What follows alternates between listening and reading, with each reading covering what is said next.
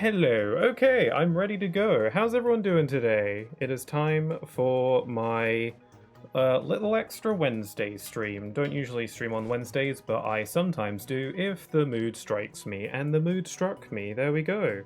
Now you know the story. Um, so how's everyone doing today? Today I'm playing some more Ratchet and Clank. 2016, the movie, not remake, but kind of a remake. Um, yeah, I streamed this on Sunday, and I had fun just kind of chilling and playing this game that I haven't played in a good long while. So I thought I'll do it again. Why not? Um, fun game. Not great, but pretty good. Also, hi there, buddy. How you doing?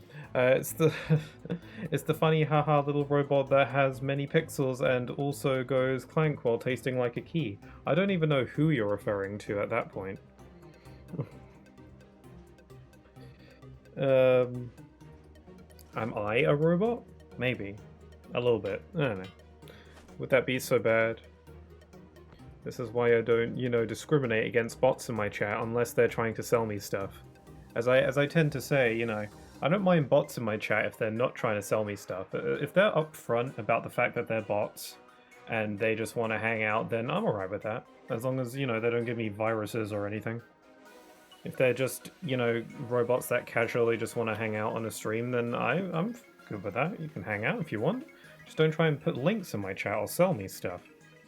Anyway, playing Ratchet and Clank today, and hot darn is this game pretty. This is like this series does this thing where when you arrive in a new planet, it usually starts off with like a kind of cool camera angle of the level. It's been doing that since the first game, and then once you start moving around, then the camera will go back into its usual position. But it does those like cool camera angles when you land in a planet.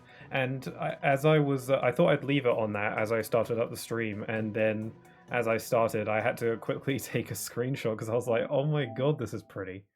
And it's like maybe I'll use that for thumbnails, like I could use that for the VOD thumbnails maybe. I already made the thumbnail for the first stream, but I might replace it with a one using screenshots because it just looks so nice. Like, damn. This game is like 9 years old. This came out on PS4 2016, and it still looks damn pretty. Like, I'm playing it on PS5, but I don't think that really impacts its visuals, really. It ups the frame rate from 30 to 60, but I don't know if it actually, like, bumps up the resolution or the visuals at all. I don't think so. If this were like 4K or something, then it wouldn't matter anyway because I'm not using a 4K display, so I wouldn't be able to tell either way. It still just looks damn good though. For a game that had a pretty short dev cycle, they really put a bunch into it, But yeah, so I started streaming this on Sunday, and I had some fun with it, and yeah. This is far from my first playthrough of this game. I've played through this game a bunch of times, but it's just been a long time. Basically, this game got a performance update for PS5 when the PS5 was still pretty much new, and not even then did I come back and replay this game. I don't remember the last time I played this game before now. I think I made the estimate of at least 6 years, maybe more than that.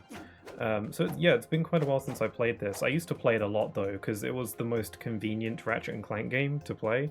I find that happening a lot, where I tend to replay through the newer games in a bunch of different series just because they're more convenient to go back and replay because they're on modern hardware. Like I did that a lot with Sonic Frontiers when that game came out. I played that quite a bit because it was like the only Sonic game that I could play that was on modern hardware or modern consoles. And now Sonic Generations and Colors and stuff like that is on there, and stuff like that, so I that's less of a problem. But I would play this game a lot because all the other Ratchet and Clank games are stuck on PS3, and while my PS3 is a little bit buggy, it doesn't always work, so it's I will play this a lot. Now we have Rift Apart on PS5, which I've kind of been doing the same thing with. I just want these games to be ported. Is that so much to ask? Is that so crazy? Oh, the Plasma Striker? Is this a sniper rifle? Use the Bioscope 3 zoom levels to identify enemy weak points and then hit them where it hurts. That sounds awesome. I want that. It's too expensive though. I love sniper rifles. It's like, that's my jam. If you're wondering what's going on in the story, I wouldn't worry about it because this game's story isn't that good. Because it's based on the movie, and the movie... Well, the movie isn't, like, atrocious or anything. It's like, it's just kind of like, yeah, whatever. So I honestly, personally, have just been playing this game and been talking over most of the cutscenes. I'm not really playing this for the story. Ratchet Clank games typically have really fun stories, but that doesn't... like, I don't know. This game's story isn't bad or anything. It's just not an accurate representation of what the rest of the series is like, I think, quality-wise. Anyway, I think we're here because we're trying to find a jetpack or something, or fight the blog, whatever. I think we're looking for stuff. So you know, we're just out here. This guy is not dying. I'll have to get up behind him while he's reloading. Come here. There you go.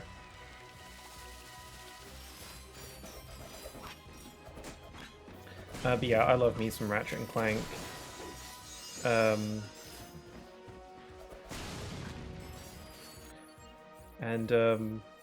Yeah, I was not upset. I was like a little bit I thought to myself, oh, it's kind of a shame that I don't really have any viewers who are into Ratchet and Clank. Though I forgot that Insomniac is, so that's cool. That might be actually where their username comes from, perhaps. Because this game was made by Insomniac, so I guess I didn't click on that, but if I don't play more Ratchet and Clank, then I might never attract more Ratchet and Clank enthusiasts, so I gotta get on that. First, I've kind of been pointing out little differences between this game and the first game, because this game is sort of like a remake of the first game. It's more of a reimagining, really. I'm a firm believer of the fact that this is not a remake of the first game, even though it kind of feels like it a lot of the time. It's not really. It's a reimagining. Anyway, so in this planet in the original, there'll be a secondary path that goes out there. And then there'd be like a whole separate little platforming challenge, but that's gone.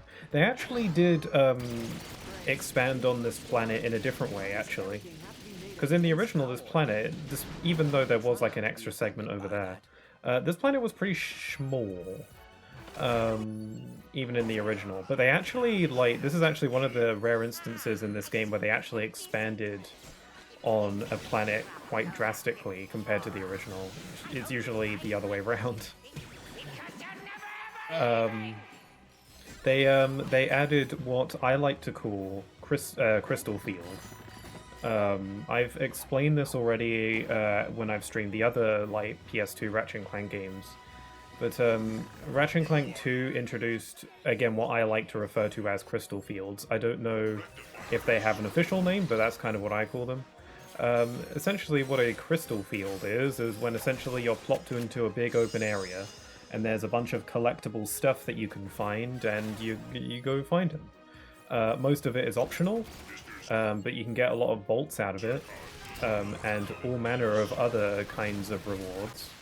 The reason I call them crystal fields is because the first time this feature showed up was in Ratchet & Clank 2 where you had to go around a desert to find crystals. So I guess, I don't know, like Crystal Desert would be a more accurate name. Or Crystal Sandbox, maybe, would probably be a more accurate name. But Crystal Field is more punchy, I think. And more general, I don't know. So yeah, so in the original Ratchet & Clank that this game is based on, Crystal Fields weren't a thing yet. That was something that was again added in the second game. So for this game, they decided to put one in. So they essentially put it in on this planet that didn't have anything too substantial originally. And yeah, they added in a crystal field. So I don't think we have access to it yet, but we shall. And it's pretty neat. I'll probably go and get them all, because I've just been doing that throughout all these games so far when I've streamed them. Oh, hello. I'm also, again, I'm trying to level up my weapons fairly evenly as best I can. There's no way I'll be able to fully upgrade every weapon before the end of the game, but I like to try anyway.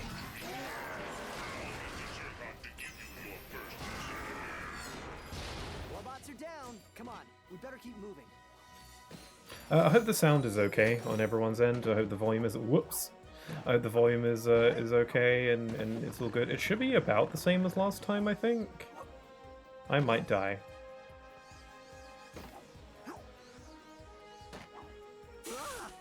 There we go. God, the lava looks pretty tasty, doesn't it? I don't care. Yeah, the lava looks damn delicious, doesn't it? Love me some delicious lava in games. What game has the nicest looking lava that I've seen? I remember finding the lava in Tears of the Kingdom quite delectable. I remember having a conversation about lava being delicious, and then the people I was talking to thought I was weird. I don't see how that could possibly be the case, though. One game that has incredibly nice-looking water, Super Mario Odyssey. That's some delicious-looking water. Very refreshing. Speaking of water, I'm going to hydrate.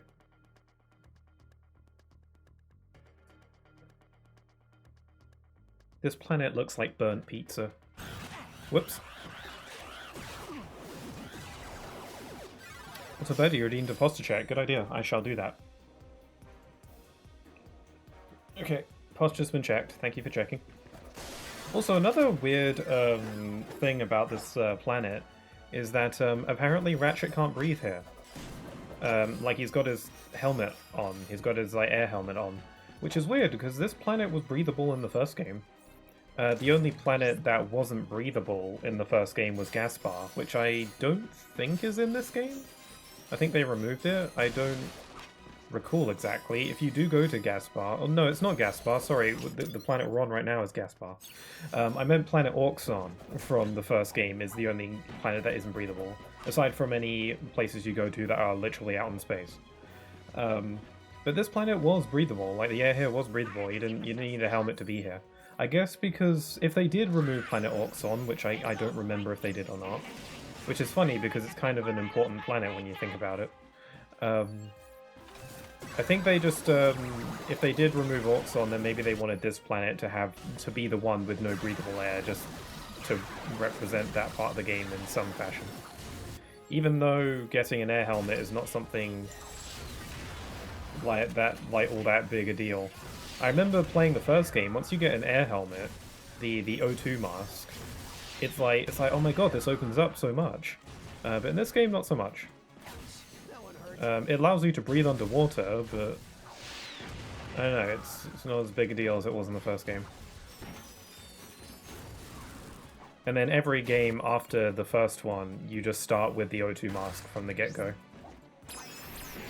So it's not really much of a thing.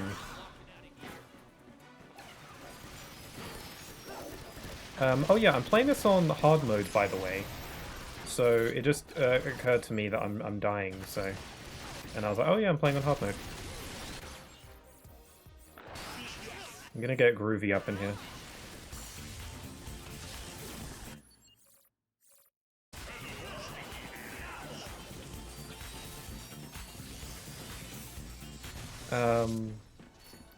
I was about to say a thing. This game is great, 60 FPS by the way. Love the performance patch. I was gonna say something. That's really bugging me. Was it related to something I was talking about before? I said something about playing in hard mode. Oh yeah, now I remember what I was gonna say. So one thing about this game that's always kind of bugged me, but has, I think, since been fixed, is the fact that this game, if you pre-ordered it, back when it was first coming out, they gave you an exclusive weapon, which was the Bouncer, which is a fan-favorite weapon from Ratchet Clank 2. And also notoriously kind of broken, but it's a ton of fun to use, so it's whatever. So they put it into this game as a pre-order bonus, but there was no other way to get it, at least for the longest time. So like about 3 years ago, back in 2022, or maybe it was later than that, maybe a bit later than that, they actually decided to make the weapon available after like what was it, like 8 years or something like that. They finally made it available to purchase on the PlayStation Store for the low price of free, which is lovely. And I actually went to the PlayStation Store to see if I can get it, because I've never used the Bouncer in this game, because I didn't pre-order it, because I didn't have a PS4 when this game came out. So I found it on the PlayStation Store, and I purchased it, for £0. But I can't find it anywhere on my downloaded content. I don't know how to make it appear in the game, because I bought it. It didn't give me the option to download it. I purchased it off the store. It didn't, and it would usually just kind of download automatically, but nothing happened. And so I've gone back to back to the store just to check it again, and it's gone. So I don't know what's going on there. So yeah, unfortunately, I can't use the Bouncer right now, because it's being fickle. Apparently the Bouncer in this game in particular is incredibly broken, so maybe it's for the best that I don't use it, but I still wanted to give it a go.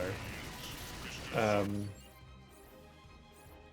I don't know, I'll have to sort that out. God, these guys are relentless. I gotta take care of this dropship, it's getting all up in my business. And then I'll get the guys on the turrets. I'm running out of ammo though, on all of my stuff.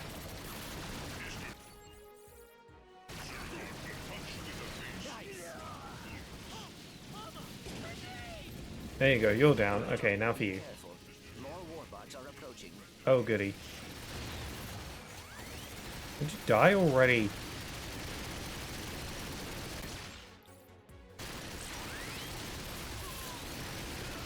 Okay, there you go. No, I'm not going to use your turret. I'm not going to stoop to your level. Also, I want to upgrade my own weapons. Thank you very much.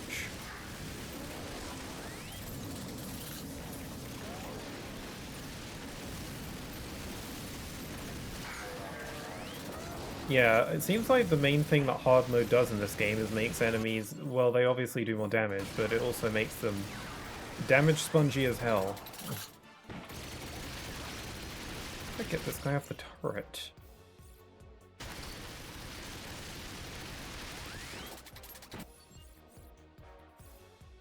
I gotta kind of loop around him, but if I get hit, I'm dead.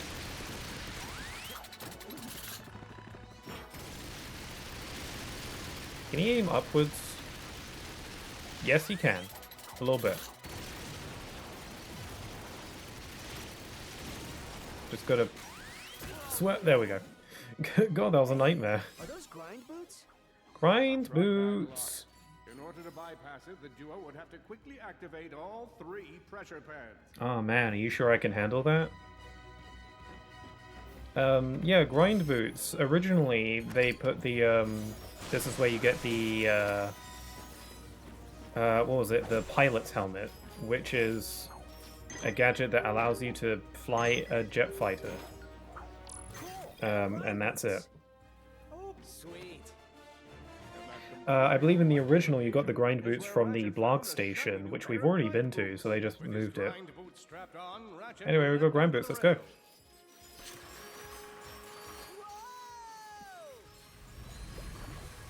I do love rail grinding. If you have a game that has rail grinding, then I'm for it. I know that I find that people mention that sometimes about Sonic, with how, in Sonic Adventure 2, rail grinding was a lot more skills-based because you had to, like, lean and balance yourself on the rail in order to not lose speed. and I get that. I just think rail grinding is cool. I don't care if it's like a little bit simple or shallow or something like that. I think it's cool, and that kind of makes up for everything, if you ask me. It's not like rail grinding is too mindless in the other games. You're stuck on a rail, but you still have to like jump sometimes and avoid obstacles and stuff. And the truth is, that's also the case here. So now we've got the grind boots, we can go on here. Ratchet stylishly leapt onto the rail next to him. I sure did. It'd be pretty awkward if I didn't do that, because then the narration is a lie. But look how good this game looks. Are you for reals? Detecting Versa mines ahead. Back. Back. Back.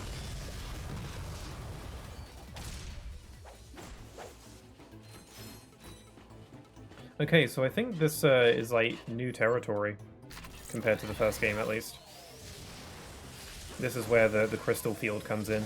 Again, I don't think we have to... The way the crystal fields usually work is that typically you'll need to get a certain amount to progress with the game to get some kind of mandatory thing. But then like a vast majority of the crystals are optional, but if you get them you can either get other rewards or usually just bolts, and bolts are always good. Now that I think about it, I don't know if this game even has a combat arena. Not every Ratchet & Clank game has those, but a lot of them do. There's a reason why they keep bringing it back. It's because it's fun.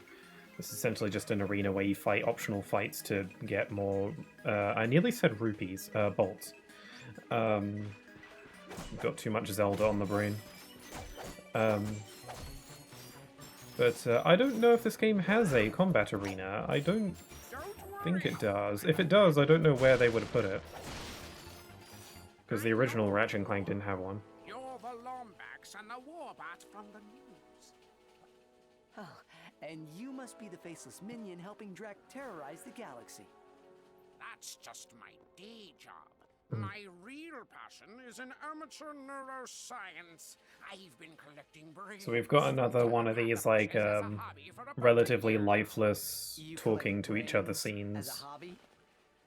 This is just another case of the game not having that much time for development. Because like when I'm thinking about like Rift Apart, I don't think that game had any scenes like this. That game was a lot, you know, has a lot more story to it as well, and I think all the cutscenes in that game are fully animated.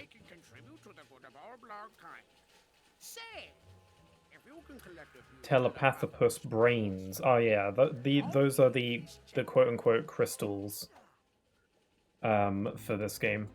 So like the first time a crystal field showed up in Ratchet & Clank 2, you collected crystals. And while they basically do the same thing in other Ratchet & Clank games, it's not usually crystals after that.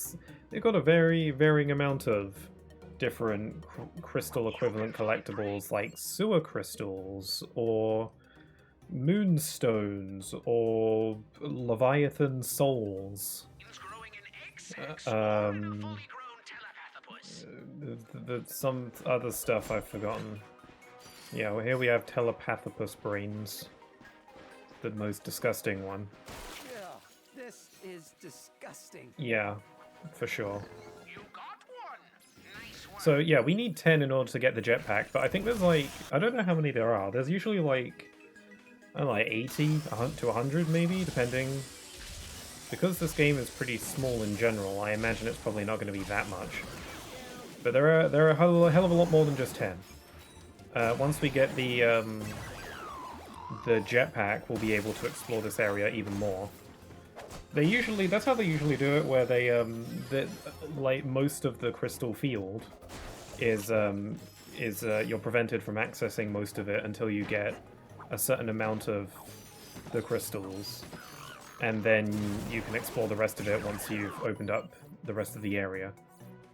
And this is the same thing, except it's gated from you because you need jetpack to fly around. Though the jetpack is a relatively newer aspect of it, though. You know, before it was always like they'd gate you off from the rest of the field through, I don't know, like just you need to open up a bridge or something like that. You just need to, or like lower a platform or whatever. The jetpack is actually from Into the Nexus, which is the Ratchet and Clank game that came out before this. I think in 2013? Came out on the PS3. It was like a really late PS3 game. Yeah, Into the Nexus was the game that introduced the jetpack as a mechanic, and then this game decided to bring it back as well. Which is cool. The jetpack is pretty fun. It's nothing too crazy. You do have to keep an eye on your fuel, so you can't fly around endlessly. It's essentially an upgrade for Clank that allows him to fly, but again, it's limited by fuel. And yeah, it's pretty neat. I don't think they bring the jetpack back in Rift Apart, though. I don't recall. For some reason, my memory on that is blanking. But no, I don't think there's no jetpack. Rift Apart does have a crystal field, though. I think on planet Sargasso. I forget what the collectible in that game is, though. Yeah, I've forgotten. They're like little plant things, little plant rocky crystal-y things. I don't remember what they are.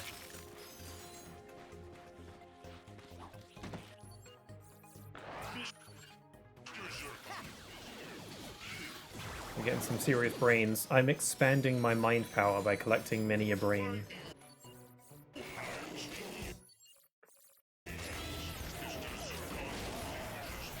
Yeah, so I've been using the Groovatron every now and then.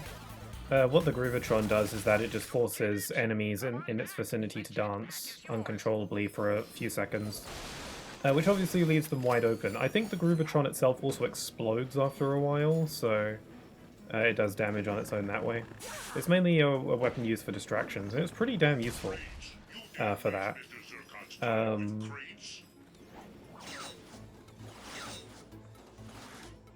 Whoops!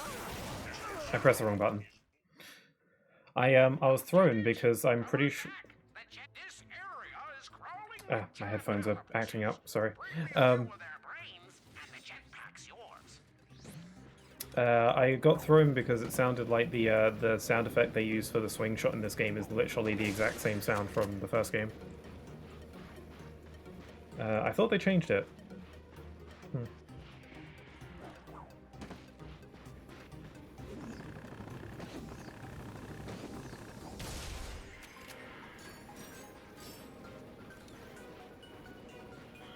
Okay, let's do this again, this time without the dying. I pressed the wrong button, I think because Rift Apart has the swing shot on a different button, so I just got a bit confused. Whoa, dear. I feel like the pixelizer is a good alternative to your typical shotgun, because it still basically does the same function, it just goes blam. But it's more pixely. A deal's a deal. Here you go. I tell you what. I actually have a top secret Drek Industries in The head tilt. If you bring me a few more It's like a dog. brains, I might be willing to part with it. You really have a thing for brains, don't you? Yes, I do. And with that jetpack, Ratchet became the aerial scourge of 1,000 worlds. Okay, so we can also get this. Oh, that's a wrench upgrade, so I definitely want that. It is optional now, because we don't ever have to come back here ever again if I don't want to, but I do want to, so... Oh wait, it says we get 20 brains for an infobot. Okay, so maybe that is mandatory. But that thing isn't. And I want that, if it is what I think it is. Also, do I have enough money for the Plasma Striker? Not quite. There's somewhere I want to go, actually. Yeah, we can find all sorts of secrets now.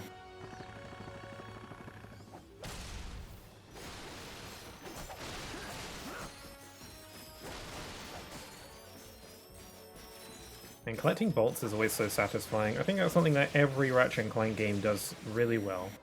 They don't always use the same sound effects, and the bolts tend to look a little bit different between games. But they're always really satisfying to collect, and breaking crates as well. It's like a very important part of the experience, if you ask me, and all the games do it very well. It would be real bad if they did not. Although it's funny how in this game they decided to not give the crates physics, or like realistic physics, because in all the PS3 games, I think all the PS3 Ratchet & Clank games did this, but they gave like the crates realistic physics, or they just kind of just applied physics to them.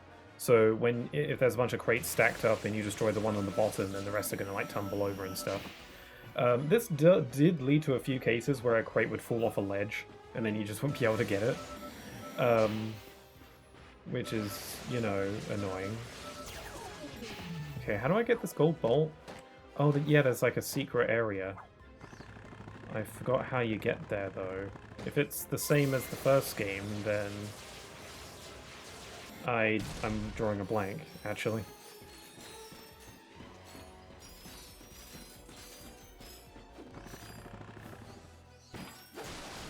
But yeah, I don't think the crates have the same like level of physics. They just kind of drop.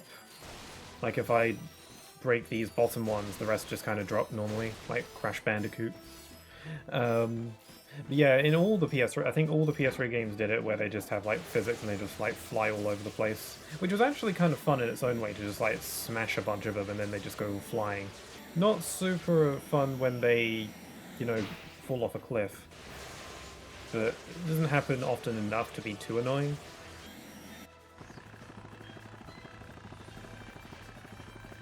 Huh, I thought there'd be something over here. Anyway, how do I get into that secret area down there? Over there.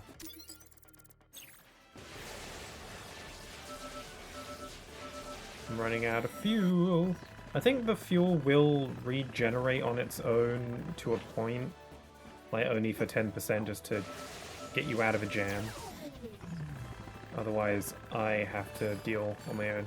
Oh, I think I need Magna Boots to do this bit, which I do not have yet. I don't know how you get Magna Boots. I don't remember. Oh, well, so I can't do everything here yet. I'm gonna have to come back later.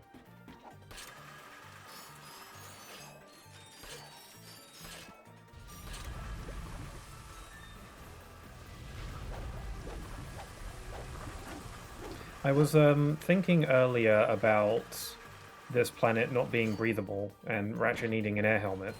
But maybe that's not actually the case now that I think about it. Maybe it's not so much that he needs... Maybe the air is breathable here, it's just the heat that he can't deal with.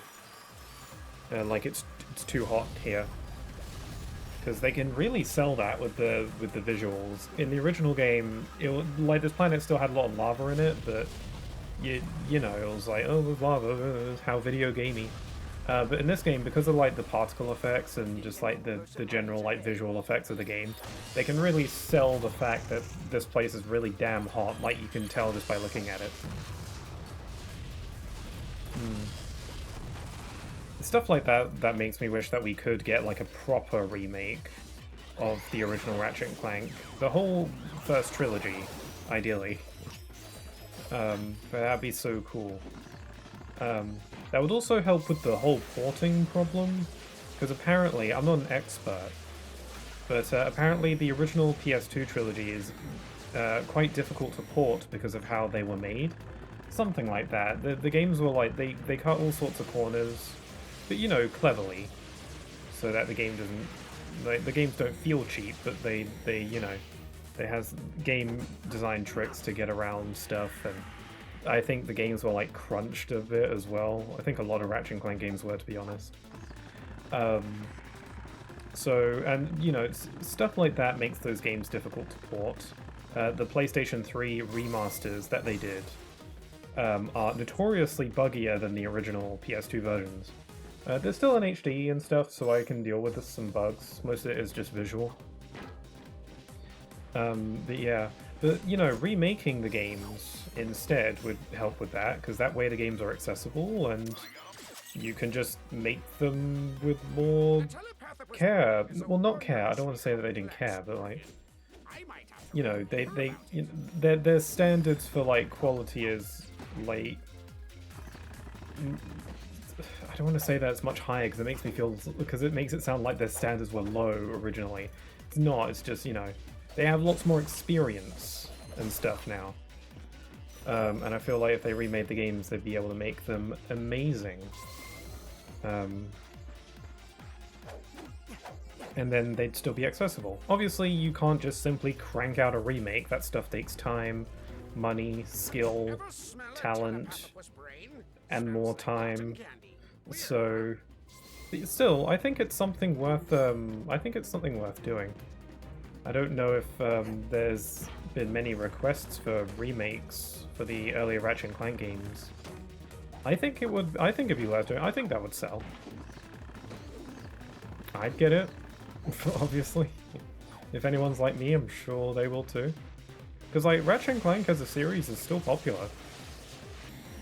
It doesn't get games as often anymore, but that's more of like a... they're going for quality over quantity kind of thing now. Also, they just have a lot more on their plate now, like they do the Spider-Man games.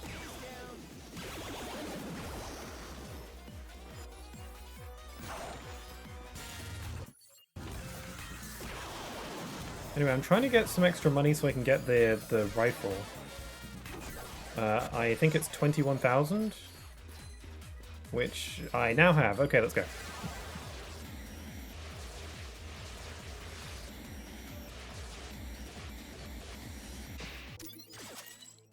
Crap, I just spent all my money on ammo. Whoops. Can I get some quick bolts real quick? Yeah, I want to kill this telepathicus with the striker because it will do more damage. Like, most of the, pretty much all the crystal fields do this, where you can collect the collectibles that are just scattered around, but you can also fight, you know, the monster themselves and take their brains from the monster on itself. And I think you get, like, 2 if you do that. If you're going for all of them, then you gotta get everything anyway. Still. Yeah, the Plasma Striker would be really good against these guys. Also, these things freak me out.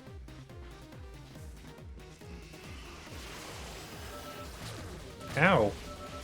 It's got a bit of range. Okay, let's buy the Plasma Striker. And I'm gonna give it some Raritanium upgrades. Where is it? Plasma Striker, here it is. Critical hits.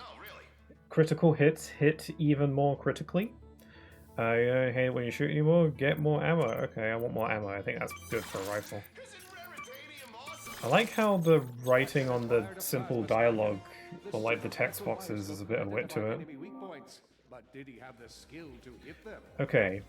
So, I love sniper rifles. I love them a lot. They're so fun. In both in Ratchet Clank and also Uncharted, I find that I like sniper rifles a lot. I just like being all sneaky and stuff. Does this game have the weak point feature? It might. Yeah, it does. So this game has this thing where you can get critical hits by hitting certain weak points on the enemy, like its eyes all have these red markers on them. That indicates that that is essentially a weak point. That'll give you extra damage if you hit it. I don't remember which game started that with its rifle weapons, but this game has it, and it's fun. Adds a bit more skill. There we go. Oh my god, that weapon, like, went over halfway up in level. Just from that one kill, because it's such a big enemy. Also, all the bolts and brains fly to me. I don't like the... Well, I can't tell if I like or dislike the squelchy noise when you collect the brain. I kind of like it. It sounds kind of delicious, but on the other hand, it's gross.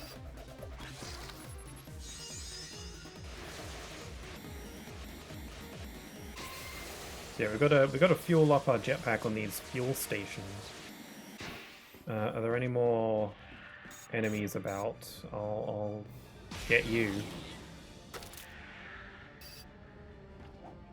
I just love being sneaky with the rifle, like, they don't even know.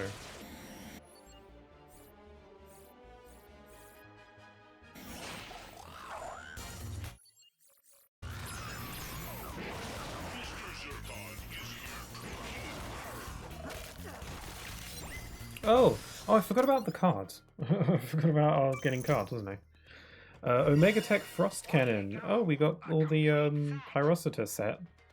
Unlocks the Omega variant of the Lavacita for purchase in challenge mode. That's not really useful for me right now. Yeah, for some reason the Frost Cannon is put alongside the Flamethrower weapons. I'm not familiar with this weapon actually. Oh, that explains it. It's from All for One. I haven't played that one. It's one of the few Ratchet Clank games I haven't played. Anyway, the Omega Tech Frost Cannon sprays a beam of frost and ice that gradually freezes an enemy. When multiple frost cannon beams strike an enemy, it creates a devastating Arctic blast that freezes other nearby enemies, perfect for turning your enemies into frozen dinner. Cool. That reminds me of the Winterizer. That's a weapon that I have used from Into the Nexus. It's actually a weapon that will be super seasonally appropriate because it's a Christmas-themed weapon, which sounds really weird, but it's fun. It's essentially a weapon that turns enemies into snowmen. And, you know, there's a bunch of different snowmen variants depending on what the enemy is. So it has this cold air blast that you have to hold on an enemy for a certain amount of time for them to transform. And the best part about it is that it plays like a I don't know how to say it, I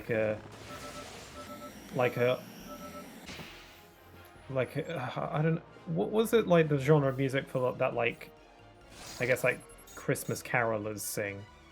I don't know what genre of music that would be. But it essentially has a version of that of Jingle Bells as you fire the weapon. So as you're firing the blast, it's like la la la la la la. And it's funny. Or potentially annoying, depending on how you see it. But it's a fun weapon, I like it. I think that's the only game that has it, though.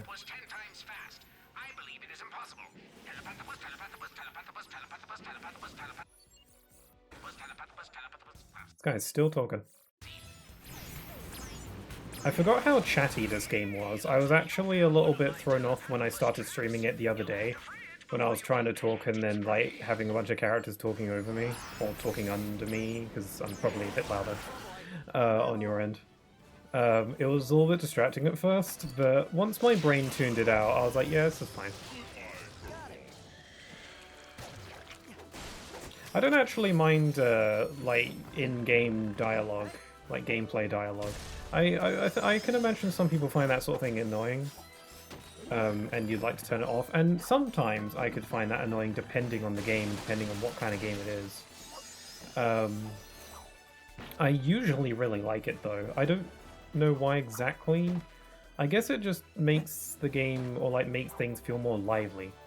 Like to have like characters talking to each other during gameplay. It just kind of, you get some nice interactions as well. That doesn't have to be a part of the cutscene. Hold on, I'm gonna refresh this just because I feel like it. Yeah, I usually like that kind of thing. I can get why some people might not, though. I wouldn't blame people for not liking that sort of thing. But I do. I leveled up, woohoo! Let me get this brain. I'm running out of fuel a lot.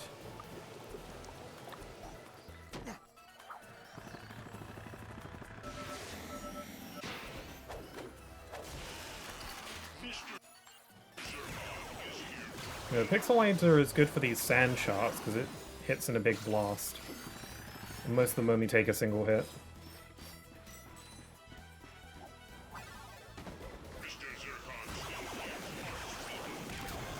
Oh, there's my Pixelizer upgrade.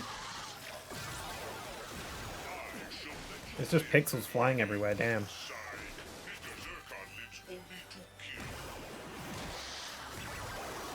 I can see why this game had to be locked at 30 on PS4 just because all the effects on screen. Especially in a game like this where explosions are plentiful. Let's see, can I snipe you from here? I've got 9 ammo.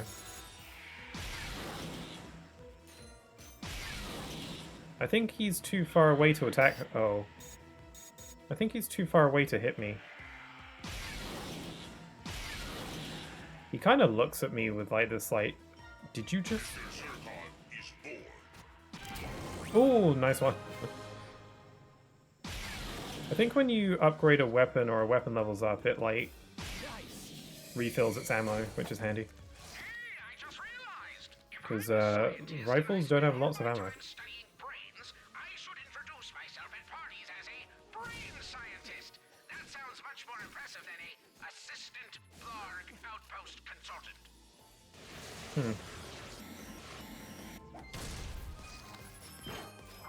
Yeah, so I'm just sniping a lot of the telepathopuses. Telepathopi.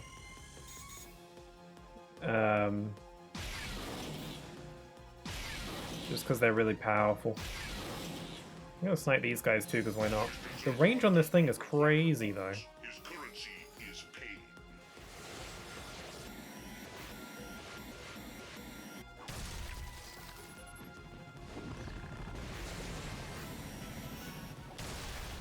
For some reason I remember the music for this planet better than any other piece of music in the game. Like, I don't really remember much of this game's music. As I've said before, a lot of the music in this game is very unmemorable. Not bad, just unmemorable. But for some reason I remember this planet's music. Maybe it's because I spent a lot of time here when I played this game before.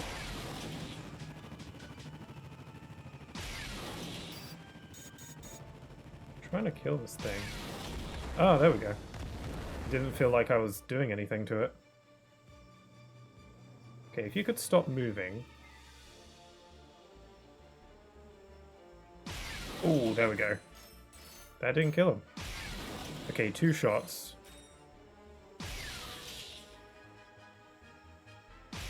Nice. Nice. There we go. Sniping requires patience. I love it too, because you know, they literally can't attack you if they're too far away. You're basically invisible. Got a gold bolt. Oh, there's another one. Whoops. Gotcha. Nice, getting some good XP from that.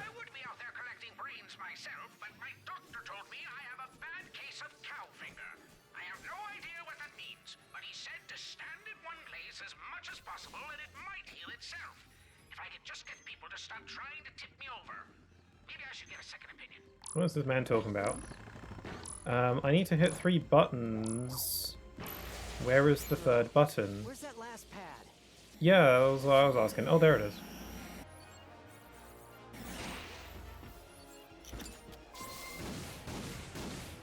Can't reach.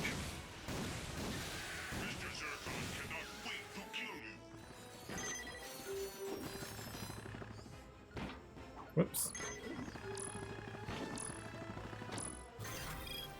Oh, God. Okay. I guess I'll fight you head on. These things are freakish. I don't like it when they open up their mouths and... Ugh. Oh God, don't like that.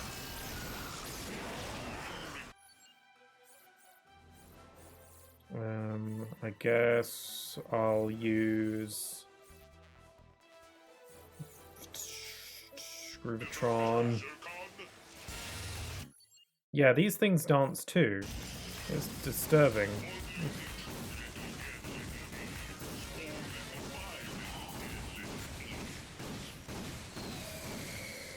There we go. Yeah, the squish. The squelch. That unmistakable squelch sound from a brain.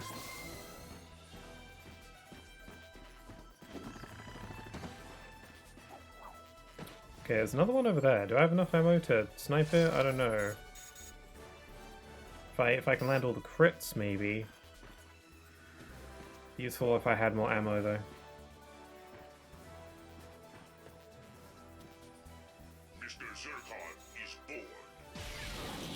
Man, I can really get him from all the way over here.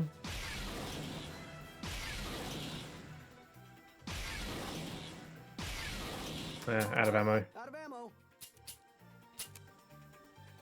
I'm sorry, what? Oh, it's because I'm trying to press the fire button. The game is like, press triangle, idiot. I just like hearing the sound of the click. That's the only reason why I was pressing it.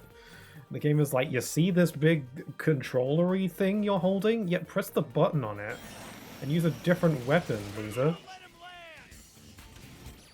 So my game thinks I'm stupid.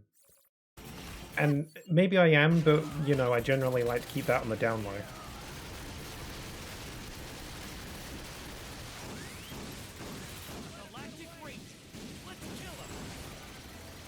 How is that not killing you? There we go. Jetpack makes dealing with these guys a bit easier.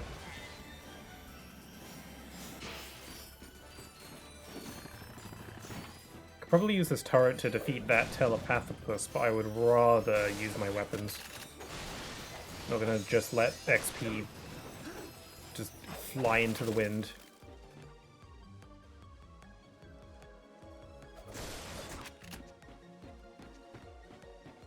Let's see. Striker. I'll get its attention. See, I don't like that look.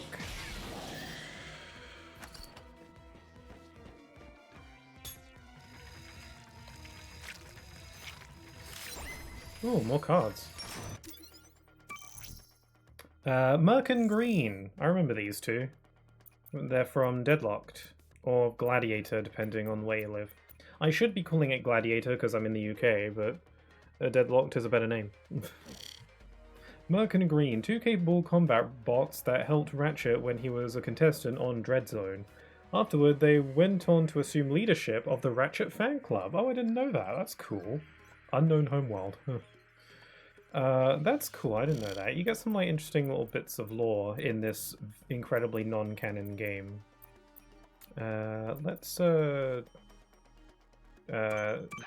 an extra duplicate. What's this? The Sonic Eruptor. This is from Crack in Time, I think. Yeah. Sonic Eruptor. I said this weapon uses a genetically mutated Xenogoat to create a blast of sound that damages enemies. No, not a fast clown. A blast of sound. This game and its silly little descriptions. Much funniness. Okay, let's go down. I think this is how we get to that secret area with the gold bolt that I was curious about. This area was in the original game, but the method you used to get to it was different. It's just a secret little cave area. So check out the lighting. This game is stunning. Like, goddamn. It's so pretty.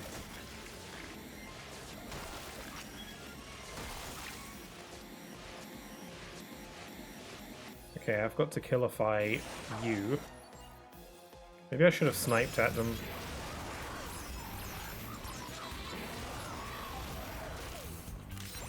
More cards. Ah, Mr. Zircon.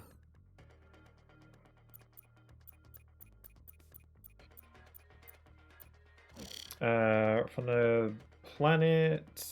Oh, manufacturer's GrumbleNet, yeah.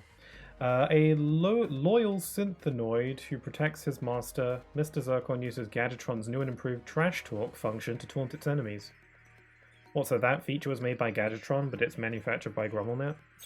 Is it like a collaborative effort, maybe? Or maybe something a bit more illegal, I don't know. I find it funny how Ratchet isn't above using illegal weapons and upgrades. Even though he is supposed to be like, you know, the goodest of boys. You know, Ratchet has purchased illegal stuff in these games. Like a handful of weapons. Like the Rhino, mega illegal. And in Ratchet and Clank A Crack in Time, he gets a new wrench. Actually, he gets it in Quest for Booty, but that's like a mini DLC thing. But he gets a new wrench with like a grav tether enhancement, but that grav tether is illegal. You can, like, if you view it in the description, it states that it's illegal. It's an illegal upgrade. I don't know why though. What's wrong with a grav tether? So we've got the bouncer. It can be upgraded to a heavy bouncer, which is kind of redundant when you think about it. Manufacture a megacorp, bomb thrower. Whoops, I accidentally fired.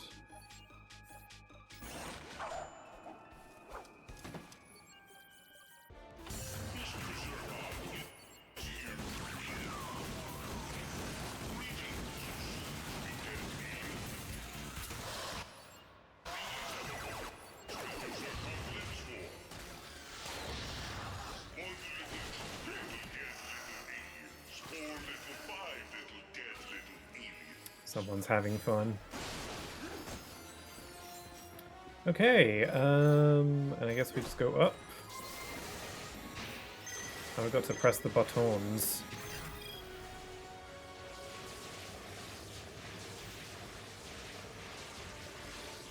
And we're out.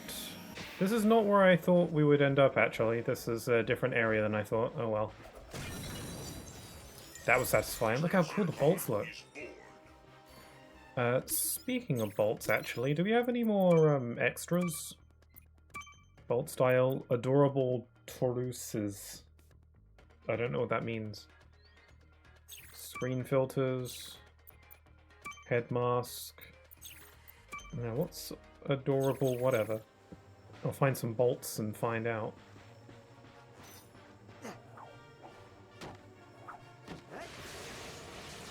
I should probably snipe that guy from here.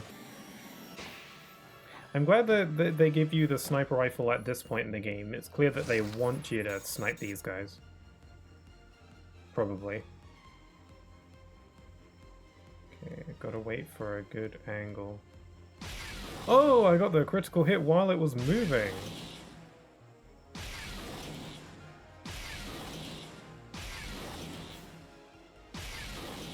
Okay, don't have enough shots. Out of ammo. It looks mad.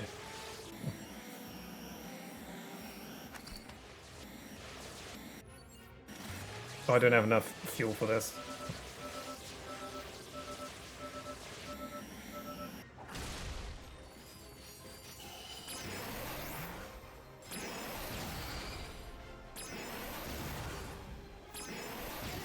There we go. And I get your brains. How many brains? I've got 36. I just I forgot that I can go back and get a reward now. I've just been kind of autopiloting collecting brains because it's fun.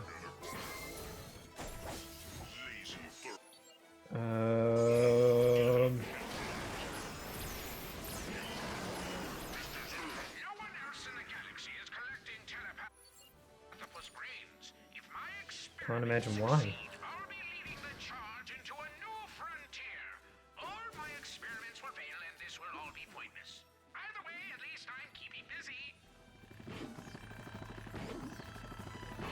Okay, I think I'll return and grab my reward, because the reward will, it's something I want, and then I'll keep collecting some more brains.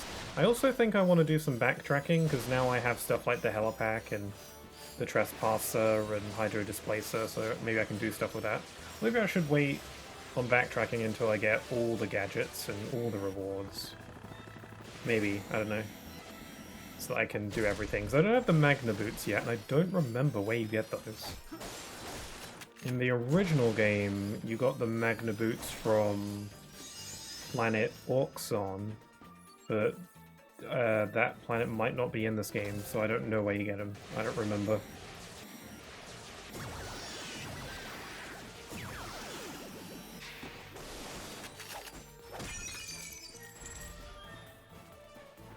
Do I have any plasma striker ammo? These things look weird.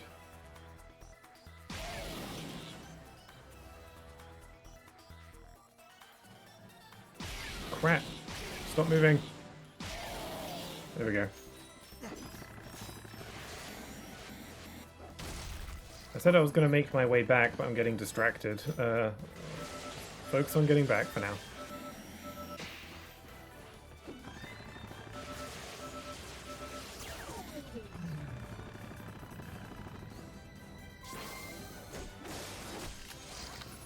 I feel like the music here I said earlier that I actually remembered the music here for some reason. It feels like slightly unfitting for this place. I don't know. The telepathopus army is as good as mine. Sorry for what? Remember, you didn't get it from me. Good evening, fellow Blarg. Chairman Trek here with the latest update on our quest for... Is this a movie cutscene? Actually, I don't think it is. Because it didn't have the PlayStation, like, but the scene is blocked. This move is critical to securing safe passage for our harvesters. Case in point, the Starwatch defense Planet cannon Battalia. on Planet Battalia. This Maybe that's where we get the is Magnum Ion, Boots, because that's where you need has the been Magnum protecting the Boots. galaxy from Or where you invasion find out ever about them since we were first in the original. underground.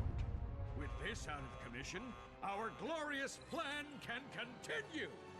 It's only at Preparations noon. are already underway, so fear not, stay the course, etc. Yada yada yada. Once we eliminate Starwatch and its surrounding forces, we'll enter the final stages of my plan. Yeah, that wasn't a movie scene. Speaking of movie scenes, I uploaded the VOD from the first stream of this playthrough I did. Oh, I got a trophy. Starwatch defense cannon.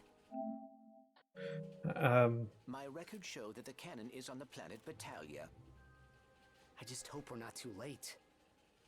If you're looking for a little extra work, yes, I uploaded the VOD for the first stream I did on Sunday of this. I haven't made it public yet. I usually wait a little bit before doing that. But I uploaded it just to get it ready. And oh my god, did every single movie cutscene from that stream get copyright claimed? I guess I should have seen that coming, but I don't know. I wasn't sure how strict it was when it comes to movie clips, because I've never uploaded anything like that before. Usually what gets copyright claimed is music, and it tends to be a little bit all over the place.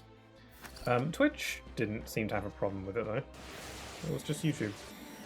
I don't really mind, though, because like the only thing that a copyright claim does for me is it prevents the video from being seen by certain regions, which is whatever. I mean, it's not a good thing, but it's fine.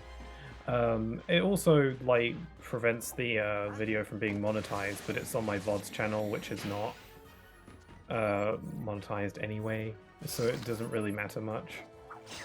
It's not like it's a copyright strike. If it were a strike, then that would be a bit more worth me concerning about. But now it's just a claim, so I'm just gonna ignore it.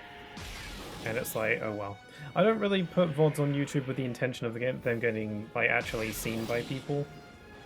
I mainly upload them on YouTube for preservation, because they don't stay on Twitch for... They only stay on Twitch for like a couple weeks. Unless you're a partner, in which case they stay on for like a couple months. But I don't like the ideas of these streams that I do to just be like gone forever. I don't know if they're worth saving, but at least I guess you could say that me uploading the VODs of my streams is more something for me. And then if people actually perhaps do want to see some of my older streams, then they can. But sometimes I like to go back to older streams and reminisce on things. It's one of the benefits of playing like new games, because obviously like this is the game I'm playing right now. I've played this before, even though it has been a long time. So it's not the same thing there. But I've streamed a bunch of games that I've played for the first time on stream, and it's always nice going back to some of those streams and just kind of like going back to my first experience with it, because like games that I don't stream for the first time, I obviously can't do that. I just have to reminisce with my own memory. But some stuff gets hazy, you know? Okay, we've got Space Station card. Space Station. Nebula G34 is home to a top-secret Blarg Tactical Research Station, or BTS, or BTRS, whatever. But because I'm an omniscient narrator, I can tell you where Drek is hiding a super powerful predator launcher, as well as the most fearsome creature in the galaxy, a Schnagglebeast. Man, I wish I were an omnipresent narrator. That'd be neat. Nah, my dream in life is to be a video game tutorial. I've mentioned this in the past, but it's like a dream of mine. I don't exactly know by what means I will accomplish such a thing, but I have a soft spot for tutorial characters in games, and I wish to be one.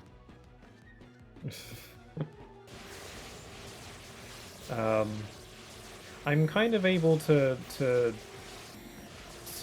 at least somewhat achieve that through the videos I make. I can't help myself from explaining things or trying to teach stuff. Relatively unimportant video game stuff, but you know.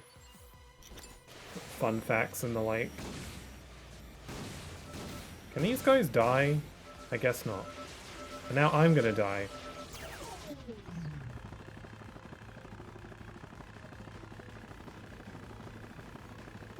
Those like pterodactyl things tricked me. Okay, I'm fine. I'm good. I've lost my place. Where am I? Okay, so there's 60 brains remaining, so I guess this place has 90 brains overall. Which is a lot of brains. I don't think any other planet has a crystal field. Some games have 2. Or even 3 at times. I think this game might just have this one. Ooh, Raritanium.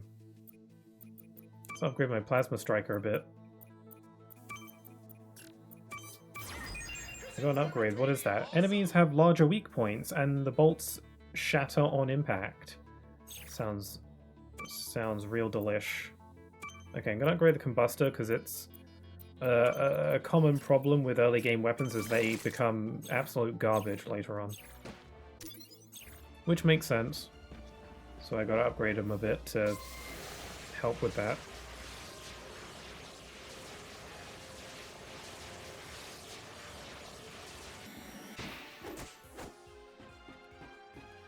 I thought there were crates up here.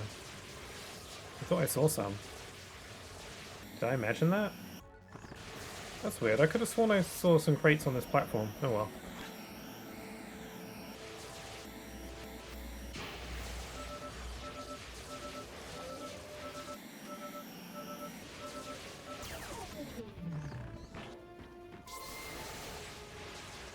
Okay, I'm gonna get these guys. Actually, I might snipe at this telepathopus over here.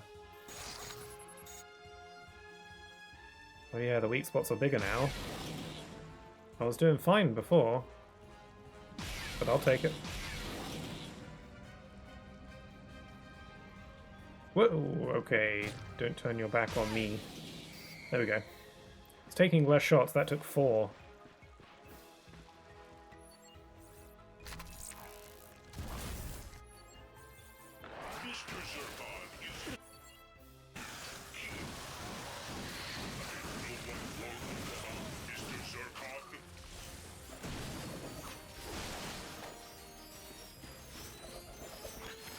More yummy, delicious brains.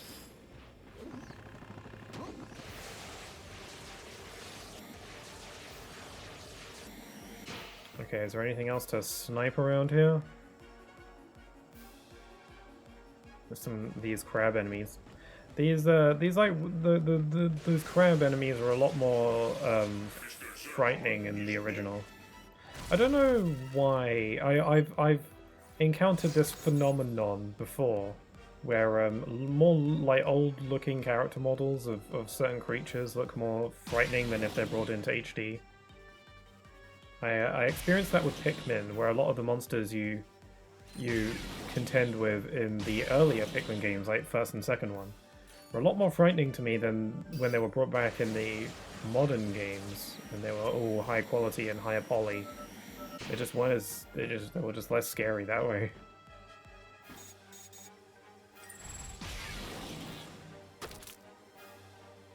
Whoops. really difficult to do this on a moving platform.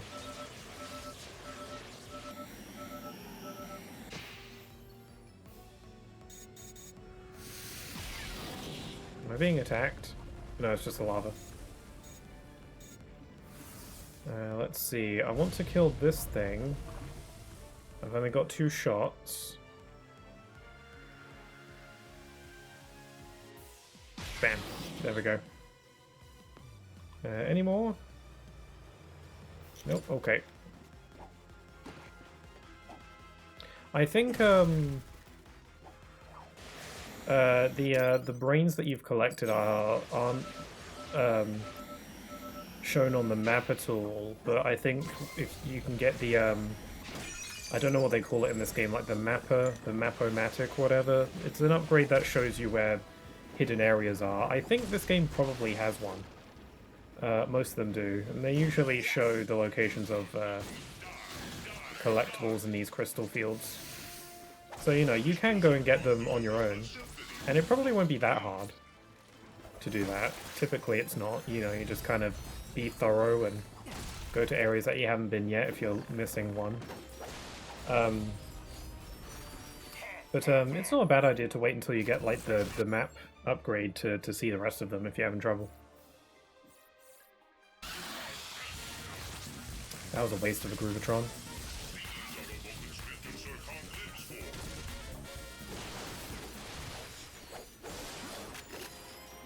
Oh dear. Almost went into the lava.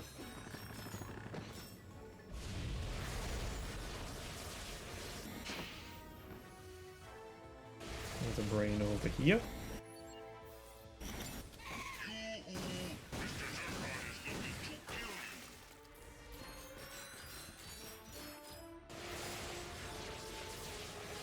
Oh, I've got a bunch of more of these crab things.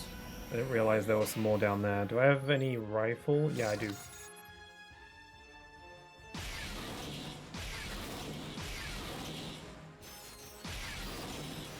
Like, I'm sure I can... I can go up to them and take them out, but... sniping is fun, and I want to get the weapon some XP, so...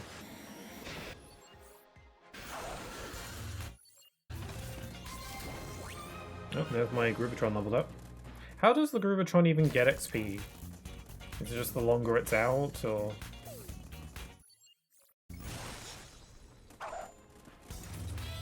Like, I'm looking at the XP bar to see...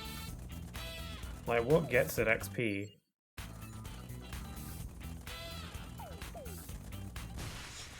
I didn't even see that bar move at all. Maybe I have to defeat enemies while the Groovatron is active for it to get XP. Maybe. My enemies have to be defeated while the Groovatron is active. That makes sense to me.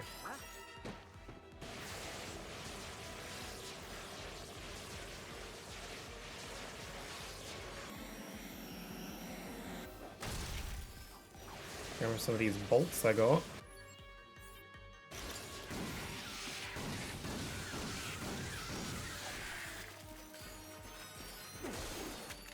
There's a Telepathopus here. I guess I'll fight it head on instead of sniping it since it's right here.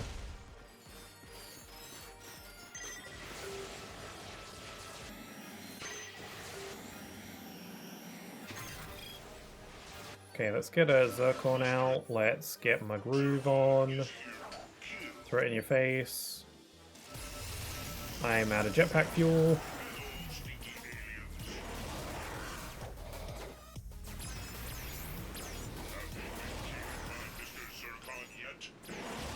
There we go. The squelch. Have I been over there? Yeah, I've been over there.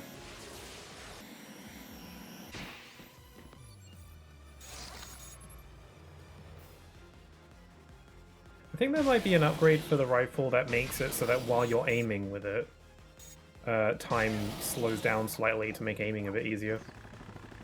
I vaguely remember that. That might not be in this game. I'm pretty sure one of the games does that. Die. Die. currency is paid.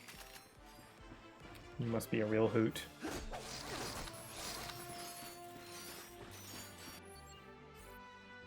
I shall let you live, little alien. Sighed, Mr. Zircon lives only to kill. There's another guy in there.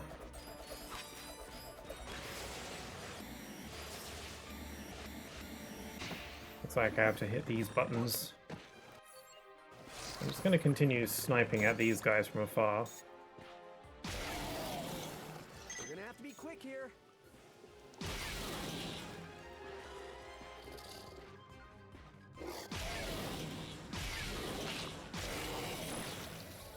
Yeah, I'm not being quick.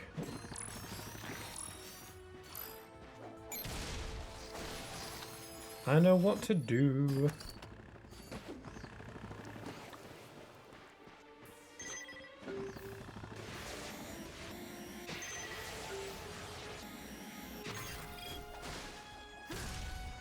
Okay, so that let him out. Is it too late to snipe?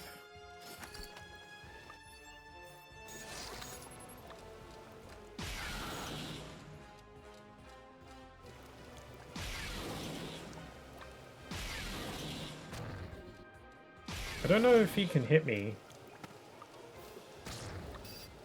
No, I think I might be just about too far away for him.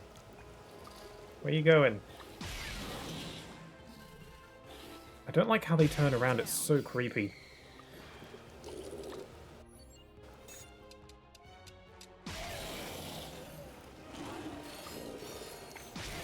There we go. I'm out of sniper ammo now.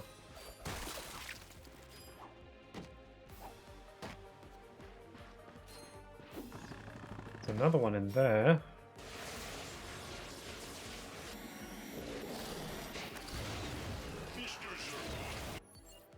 I've got to be Groovatroning more.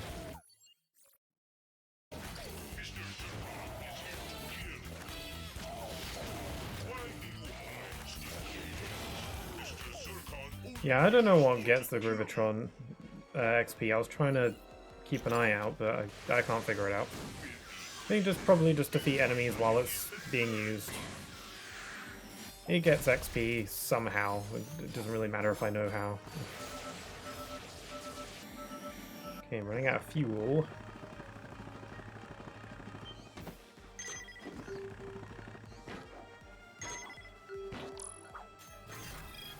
Ew, I don't like how it extends its leg. Warning. Atmosphere volatile. Mechanical failure imminent. Don't do the wiggly stuff.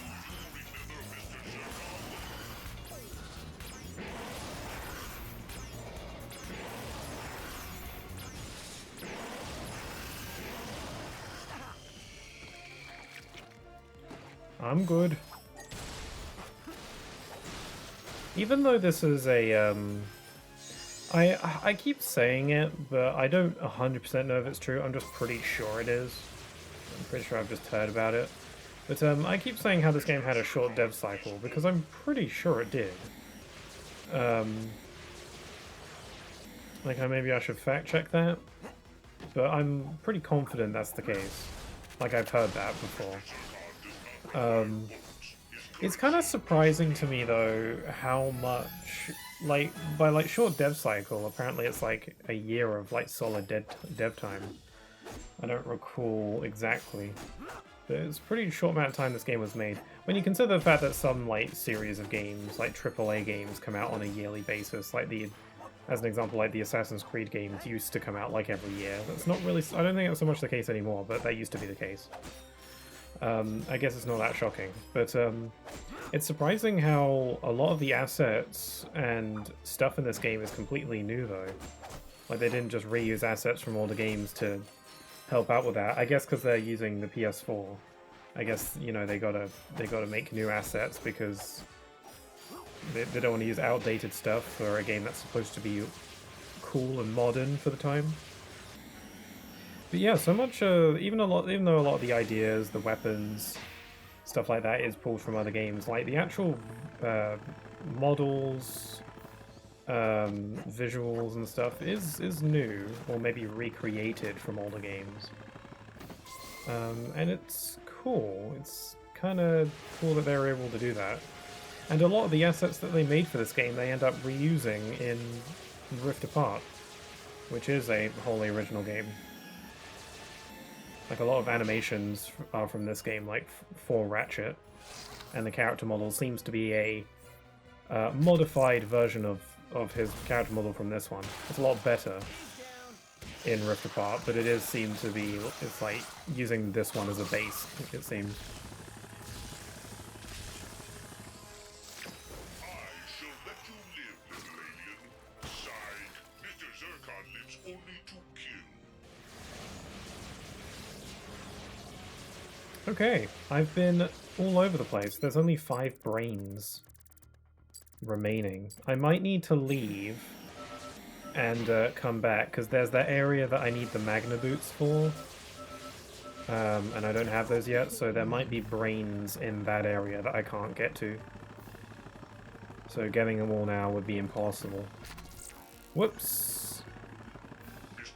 Why are you not swing-shotting? There we go.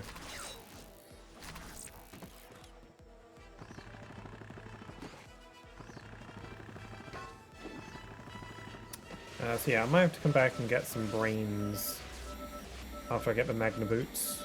If they are located on Planet Battaglia, then that's where I'm going next anyway, it seems, so... I will check out these grayed out areas on the map, because I think, you know, if an area is grayed out, it usually means you haven't been there.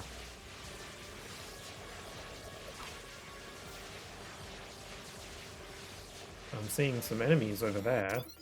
Yeah, that platform I don't think I've been to. Can I snipe from here? That'd be so fun.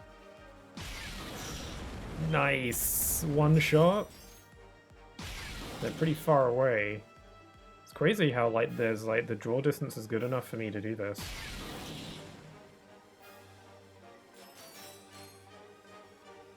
And you know, I'm so far away that I basically don't exist to them.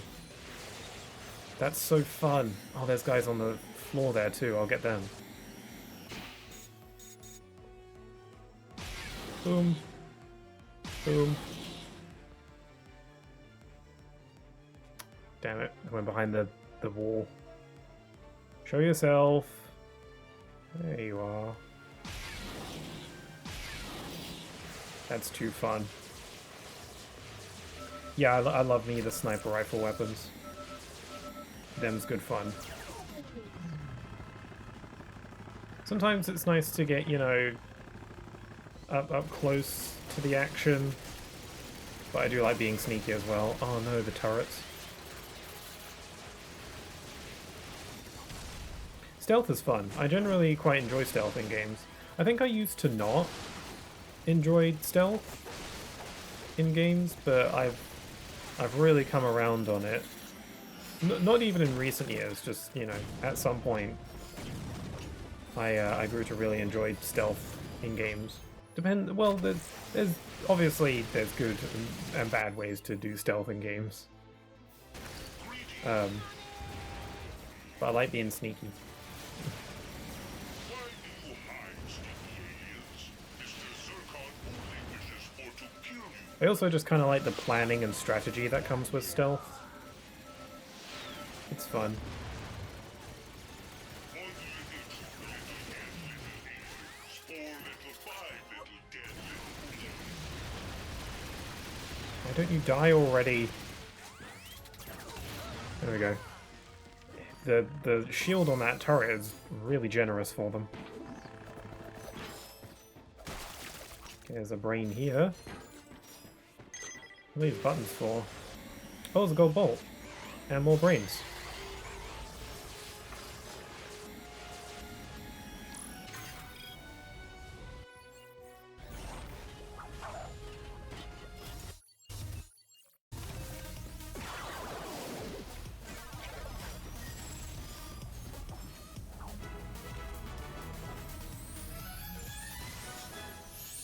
Stick that in my pocket.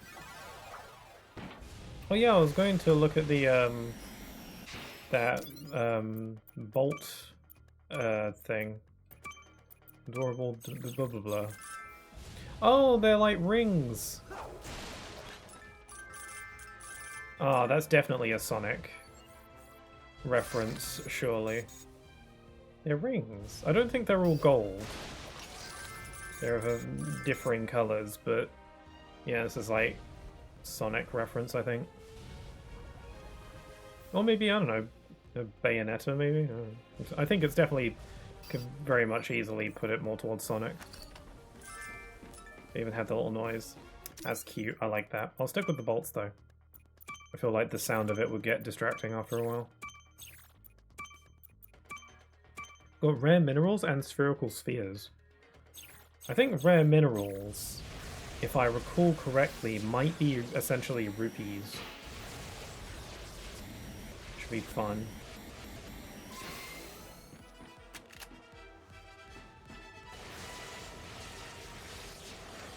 So I've only got 2 more brains left to get. And there's 2 grayed out areas, so maybe the remaining brains I actually can get. And the Magna Boot thing is completely separate.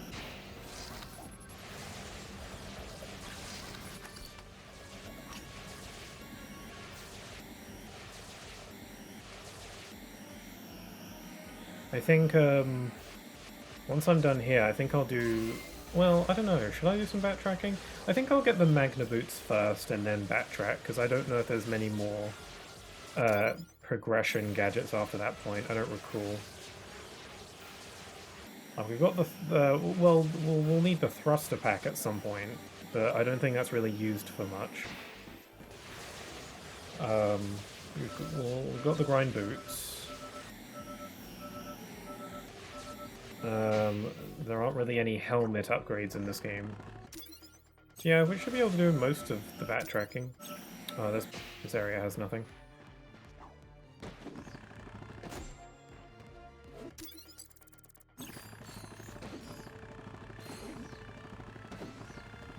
Yeah, I really hope that we get a new Ratchet Clank game soon. Like, how long has Rift Apart been out for? Like 3, 4 years, give or take? I forget the exact year it came out. But, you know, it's been a bit. Like, it wouldn't feel too crazy if a new game got announced soonish. I don't know. Insomniac did have that really big, like, I don't know, what was it, like a hack?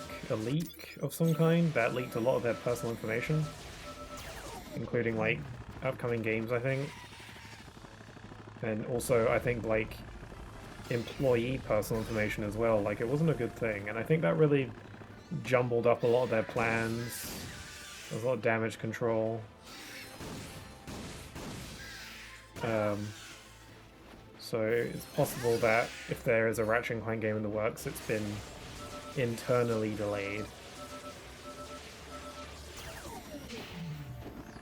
I don't know, that's just I'm just thinking. Okay, there's a brain here. I'm missing 1 brain.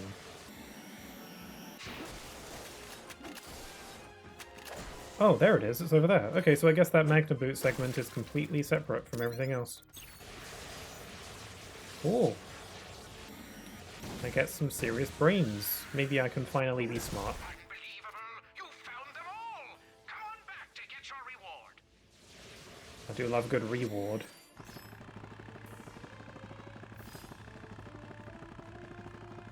Oh my god.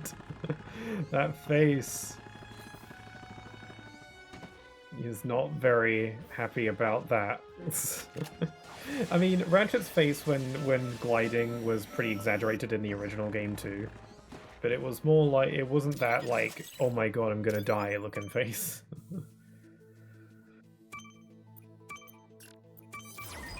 Stable plasma. The combustor's plasma walls travel even further before burning out, allowing you to pick off enemies from a longer range.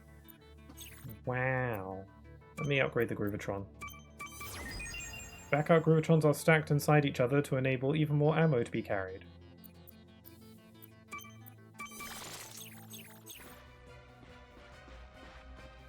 Okay, give me some stuff.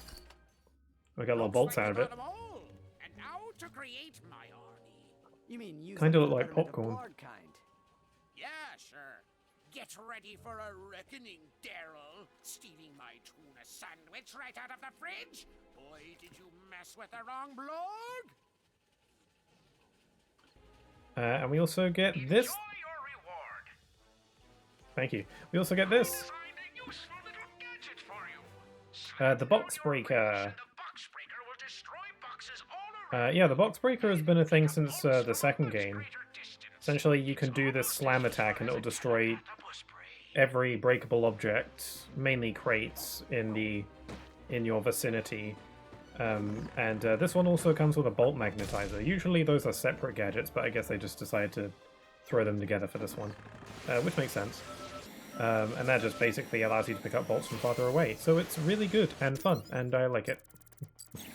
Okay, so I'll come back later once I've got the Magna boots and get that extra optional area, but for now we can leave. And yeah, I'll just keep going until we get the Magna boots.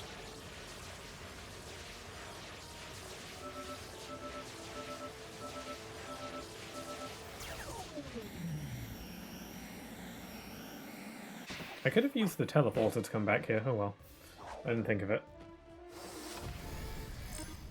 Where should we go? The navigation computer indicates that an important message was left for us on planet Battalia. Let's go to planet Battalia.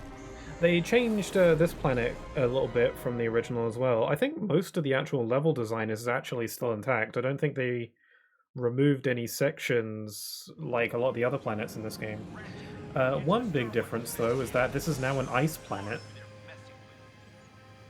Or maybe it's not so much that it's an ice planet. We just happen to be visiting during winter.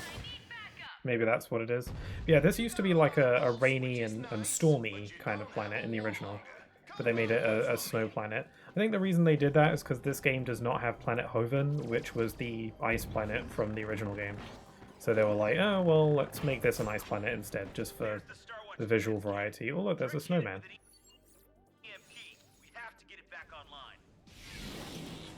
It's a invulnerable snowman. I thought for a sec there that I still had the jetpack, so I was about to fly off. No, you can only have the jetpack in certain places.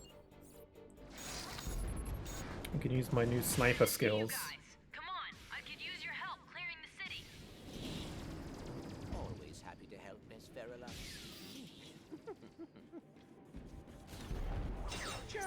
Has Clank got some of that Riz that I've been hearing about? Failure to destroy Star Watch will result in automatic dismissal from Trek Industries.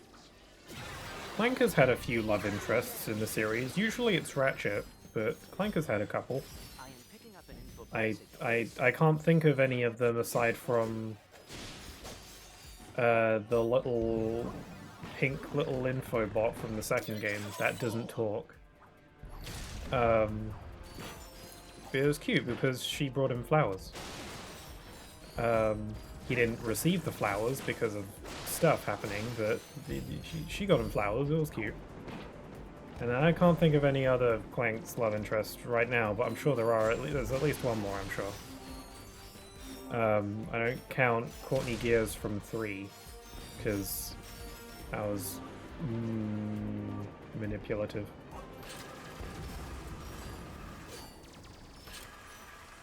Yeah, this grind boot section was also here before. I think at the end of this grind boot section in the original you get an info bot. I don't know if that's still the case here. I do love me a grind boot section though.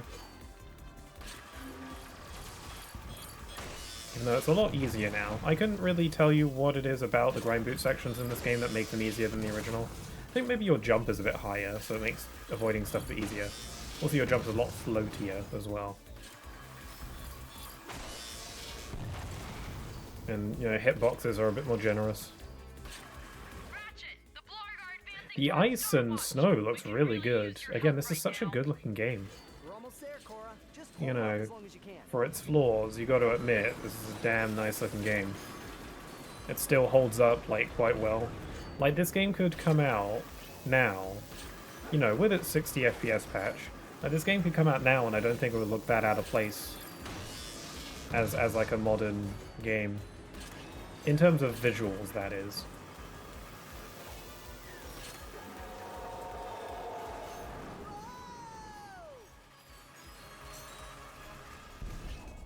Here we go. Whoa! Whoops. My bad. I didn't hold the analog stick forward when I was falling. Whoopsie. I was right there too. That was the end. It's fine. This wasn't that hard anyway. Whoops. I'm gonna ride around this bit. Is it just bolts? Oh no, there's cards. Okay, glad I grabbed that. Can I, like, exchange them? I can. Let's do Nebula. The Blargian Snagglebeast. The Snagglebeast is one of Drek's many secret projects. It can shoot fireballs from its hands and probably other parts of its body. I don't want to know. Also, under job it said Scary Beast. Wonder how much that pays.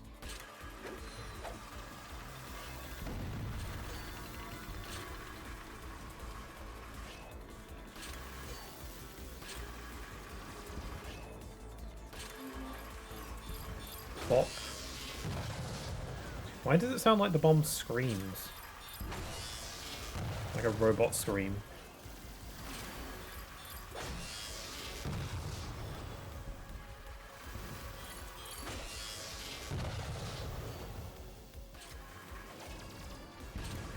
Ratchet, the Blarg are advancing towards Starwatch. We could really use your help right now. I'm a bit busy. Almost there, Cora. Just hold them off as long as you can.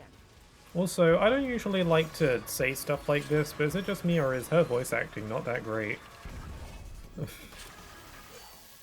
I think the reason is because in the movie, I'm pretty sure that character is voiced by some celebrity. And I guess they just couldn't get her for the game, so they just had what sounds to be some rando from The Office to voice her instead. Probably not literally, but that's the vibe I get. I mean, maybe it was just a voice direction problem, I don't know. Here we got a new info bot. Hey Ratchet, Grim here. Been following your adventures and I couldn't be happier for you. Listen, I don't know if I ever told you this, but I have a brother on Pocataru. His name's Felton. We don't talk much. How convenient. Him being a bit of a slacker, but he sent me a distress. So why is there a picture of Ratchet in the bottom right? Is this supposed to be like a FaceTime thing? Because he's not moving or anything. If that's not what it is, then what's the point? Maybe it's more like a profile picture. Why is that what I'm fixating on? I'm glad they kept Pocataru in this game, because it's a really fun planet in the original. Which is funny, because most of it revolves around swimming. Which is usually not that fun. But swimming is generally pretty good in Ratchet & Clank games, though. Underwater segments, they're not usually that... Why did I do that? Water segments aren't usually all that prominent in most Ratchet & Clank games, but when they do show up, they're pretty decent, you know, as like a nice little pace breaker, I guess. It helps when you have the hydro pack and you can swim fast. You can't fight or anything underwater, which is, you know, whatever, but it's difficult to do underwater sections that are actually rather enjoyable. Good to see you guys. Come on, I could use your help clearing the city. What do you think I'm doing?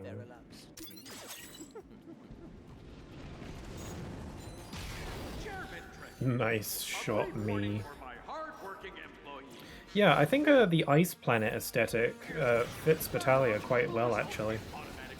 Again, it was just like a rainy, stormy planet, Come on, we've got to get across this which bridge. did fit the original quite well.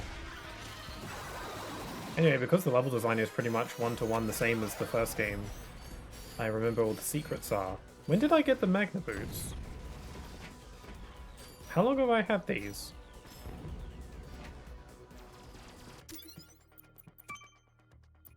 Magna Boots. When did I get the Magna Boots? Because I don't remember that at all. Huh. Alright. When did I get these? I don't remember. Because there's certain secrets I can go back and get now. I don't remember picking these up. I don't remember where I would have gotten them. Man, that's frustrating me, not knowing. Did I get them recently, or did I get them in the last stream? Huh.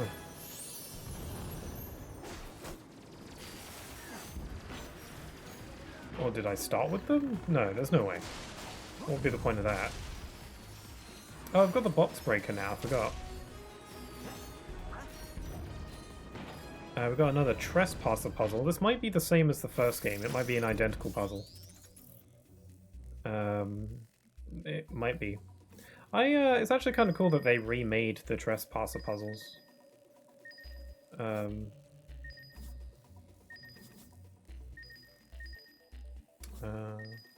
It's quite nostalgic because they didn't really bring back the trespasser puzzles after the first game. Most of the Ratchet Clank games has some kind of hacking gadget, but they're always different.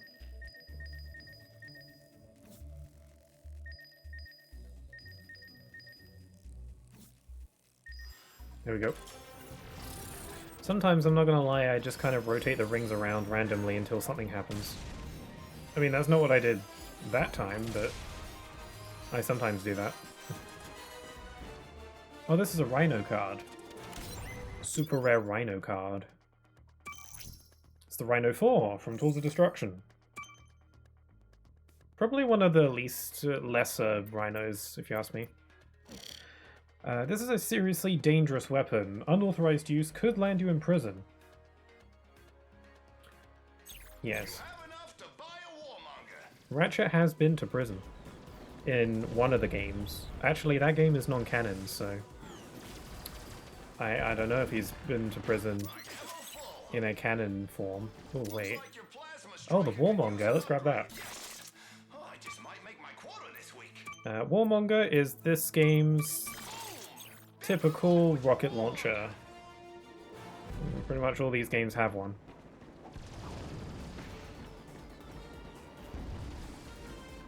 It just shoots rockets and makes things explode. What more could you want? Sweet and simple.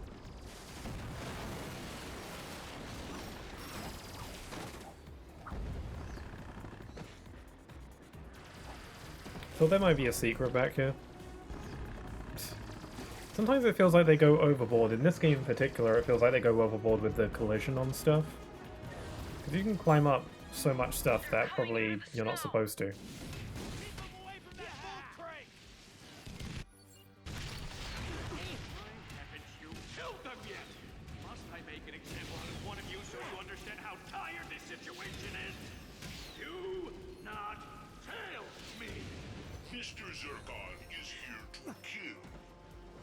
How we doing?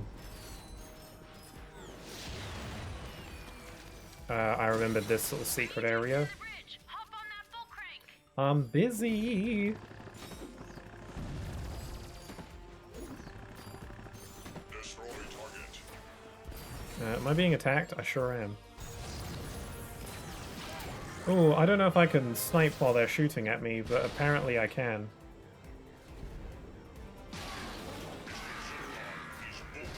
Whoops. There we go. That was probably not the best idea.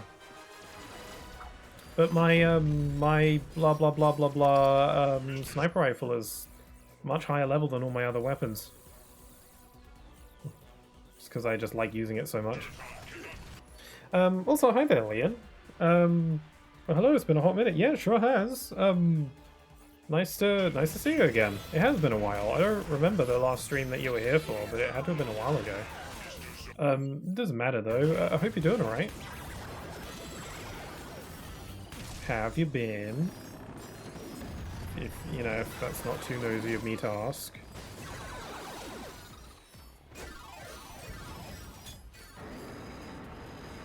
Yeah, personal stuff, but I have been good. Okay, good to hear. Good work. Come on. That's what you want to hear. I'm just playing one of my... Well, this isn't one of my favorite games, but this is one of my favorite series of games. This particular game in the series is one of the more light, middle-of-the-road ones, but I still like it.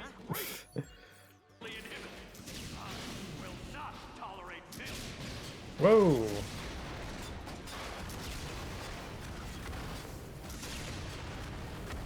There we go. Took 5 shots of rockets for that thing to die. Come on, team, push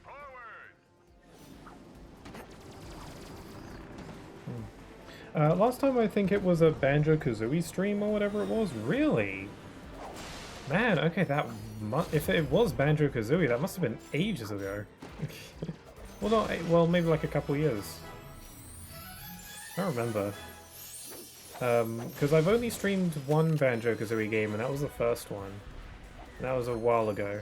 I intended to play Banjo-Tooie, but then I heard some stuff about it, that it was a bit of a mixed bag.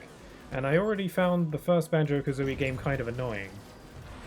At least near the end. I actually really liked Banjo-Kazooie up until like the last few hours of the game where it just became painful. And then apparently Banjo-Tooie is just like... It has some flaws, and I thought, I don't know if I had the patience for Banjo-Tooie, so I never got around to it. Well then, it was something that looks like it. Okay. I wonder what that could have been. Something similar to Banjo. It was gaming with a talking animal that had the same type of graphics. That doesn't narrow it down by much. Because there's a lot of those. Maybe it was Ty. Like Ty the Tasmanian Tiger, maybe? Because I streamed that, I think, last year? So it could have been that. Yes, that's it. Oh, okay, cool. Okay, it wasn't that long then, because that was last year. That was like a year ago. Cool. Oh, I died. I'm not the only one around here who snipes.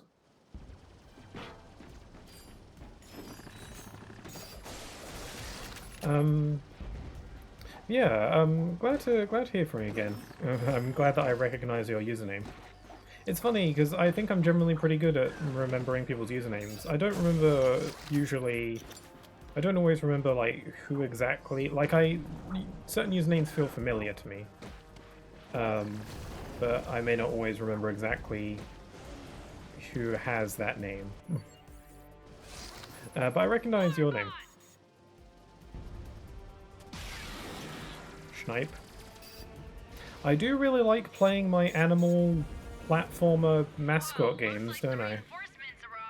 Let's get to work.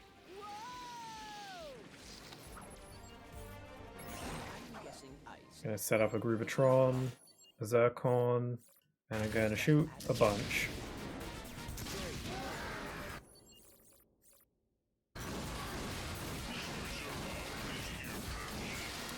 Been gaming a lot and still going strong. Great. Gaming is good.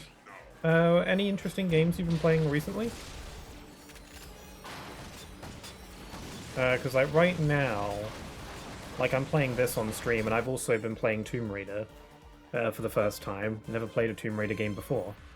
And then off stream, I've been doing my second playthrough of Mario plus Rabbids Sparks of Hope. Which I'm enjoying a lot more than I did my first playthrough, funnily enough. I think maybe I'm just in a better headspace for it, perhaps, I don't know. Attention all troops. HR says I can't fire or kill you or kill the terms of the Galactic Rangers. So, the board and I have decided to offer a little employee incentive. I've been loving Phasmophobia. Cool. I've never played it, but I've seen some videos on it, and it seems like fun. I don't fully get how the game works from what I've seen, but it seems like it's, you know, it's stuff like ghosts and stuff, right? And you're like hunting for ghosts. It seems interesting. It seems like you know, silly fun. I'm not like I'm not that big into multiplayer games though. Even if I find them fun, you know. Don't typically stick with them for too long.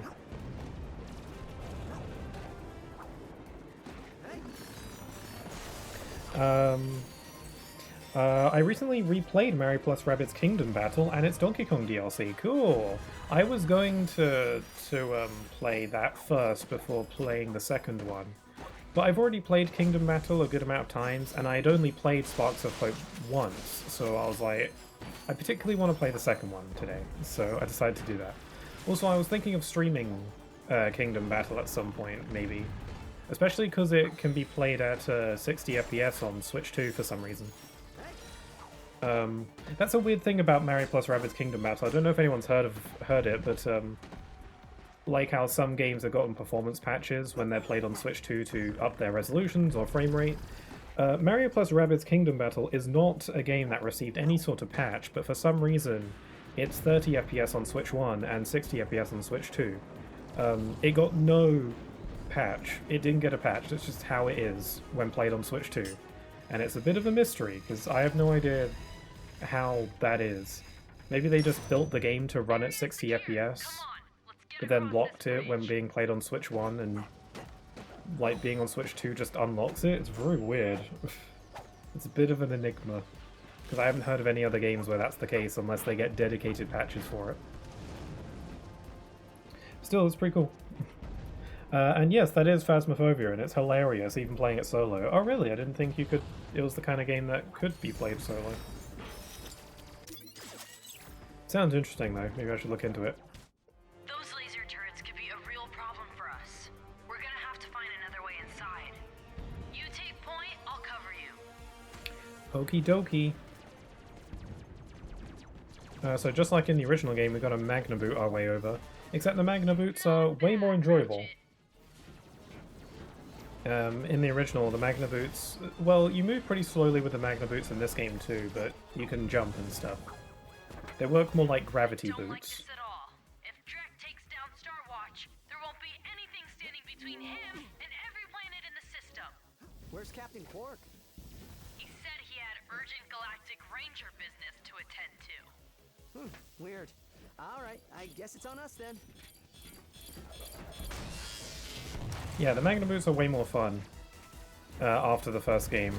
I mean, they're renamed to Gravity Boots, so it's less that you're sticking onto magnetic surfaces and you're just defying gravity on magnetic surfaces, so you can still jump and run. And in the first game, you were just like stuck, and you couldn't move fast or use weapons or jump, and it was annoying. Or at least just not all that fun. Now see if you can deactivate the perimeter fusion turrets from inside. Hey, team. Just wanted to say how proud of you I am. I'm sorry I can't be there with you today, but you know how hard these massages are to reschedule. Mr. Zurkon is here. If you ever want to play Phasmophobia, I'd love to coach you through most game mechanics. Oh, okay, if I ever get feel the need to play it, it'd be nice to have some instruction. That's kind of like a thing that, makes me nervous to play like multiplayer games like that, is like learning it. Because it's a game that revolves around playing with other people. Drek's gonna throw everything he has at us. You ready for this? I know you said you can play it solo, but still, it feels like the kind of game where you're Let's do it. best experience with other people. I guess I don't mind learning a new game if it's a single player game, because I can do that at my own pace, but if it's with other people, then I don't know. It's like it's getting people together and stuff like that. I don't know. Maybe I could watch some videos. That could help. Whoops.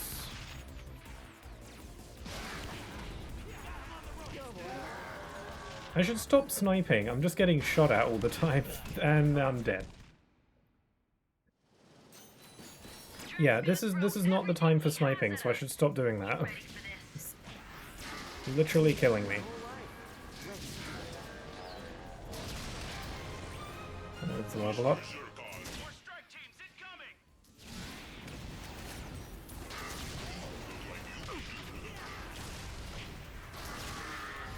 It's pretty crazy, and I'm dying again.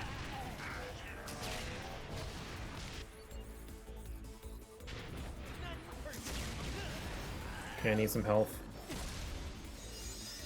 Yeah, there is a tutorial, but I think learning the ropes from another player is easier, and I think playing solo is actually the better option. Really? Huh. It really seemed like the kind of like, you know, like the kind of trendy multiplayer game that everyone's all about, like Peak and Among Us for a while. You know, one of those kinds of games. You know, the kind of game that comes out, it gets incredibly popular and has its time in the sun, and then like after maybe like a year or so, it falls off the face of the earth and no one ever talks about it again. But there is still like an audience for it that still plays it and likes it a lot. It's just not the big thing, which I guess, you know, no game can stay super popular forever. Also, I'm about to sneeze. Hold on. Yeah, excuse me. Oh man, 2 tanks! 2 whole tanks?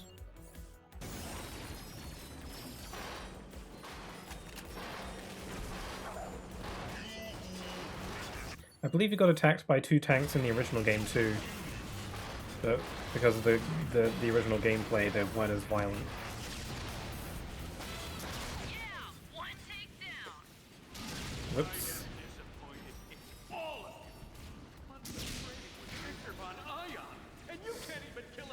Yeah, sorry if I'm a little bit sniffy, I just because I sneezed. Where's your pride?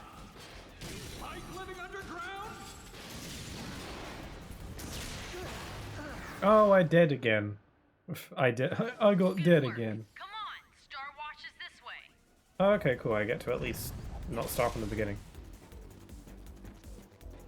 It makes it so you don't have to keep communication up and seeing if players can find what they need in solo. It's just you and the info you get. Oh, okay.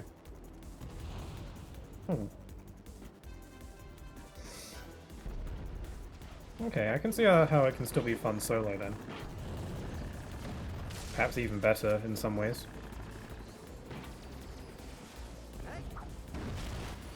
Okay, this time it's go time.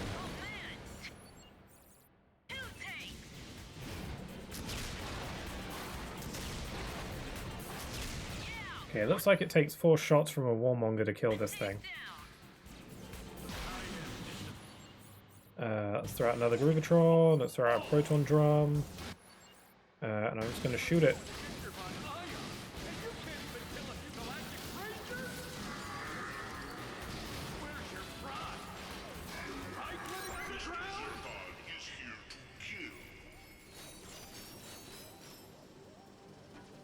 Oh, they're gone? Cool.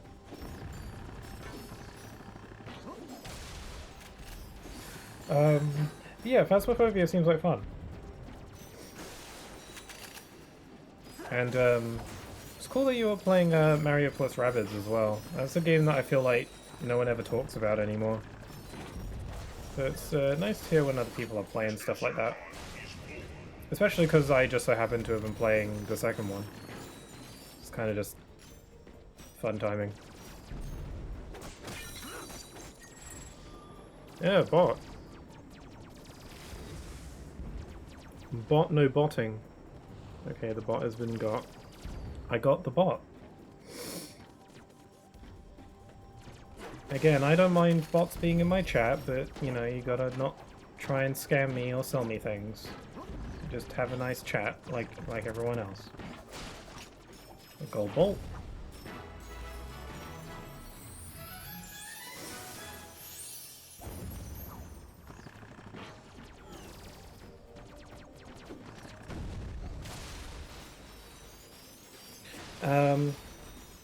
Well, I'll be off to another streamer. I said I would be back. Okay, sure. No worries. Thanks for just coming along and saying hi. It was really nice. Nice to hear from you again. Hope you have a good rest of your day. And yeah, thanks again for stopping by. That was really a pleasant surprise. How long have I been streaming for, actually? A couple hours. Time has flown by a little bit. No problem, I missed you. Ah, likewise. Take care then.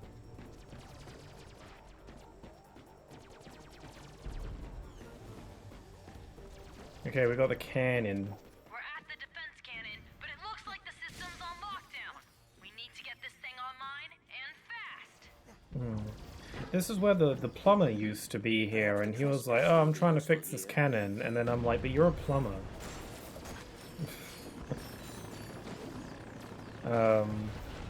It's whatever. And then he was like, and he wouldn't let Ratchet use it at first, because he was like, I could get fired if I let some random guy use it. Activating the ring? Excellent. Now test the activation function. Perfect. Thanks. And be sure to use this new functionality from now on. Oh, yeah, okay, so you can deactivate rings. I forgot this game does that. The first game, I don't think the first game has that, where you can deactivate the rings. That's an interesting way to expand on the puzzle. You didn't need to use the trespasser on this cannon to use it in the first game. Nice work, Ratchet. Hop on the defense cannon. I'll cover you. Right, some of a lot of the trespasser puzzles are from the first game, but they clearly added some. We're gonna take down those warships one by one. When the cannon charges, open fire.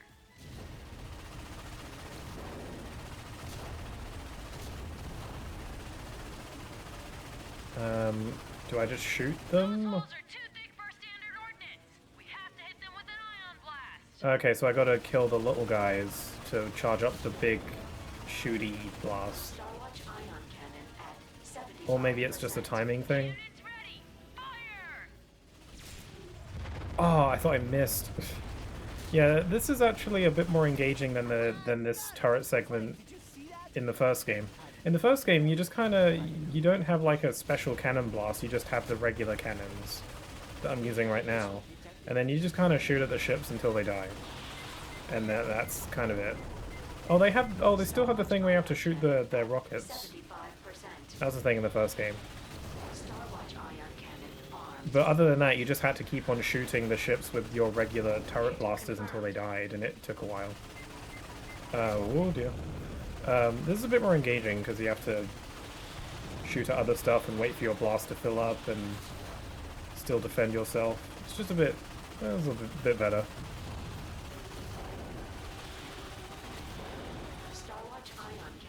Fire again! More going on. You got to consider, you know, PS2 hardware limitations with some of this stuff potentially.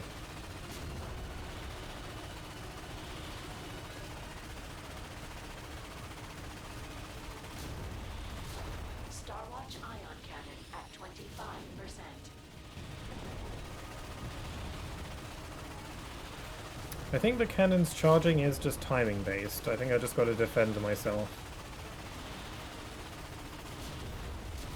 Cannon's ready. Fire! Noise! How very Star Wars.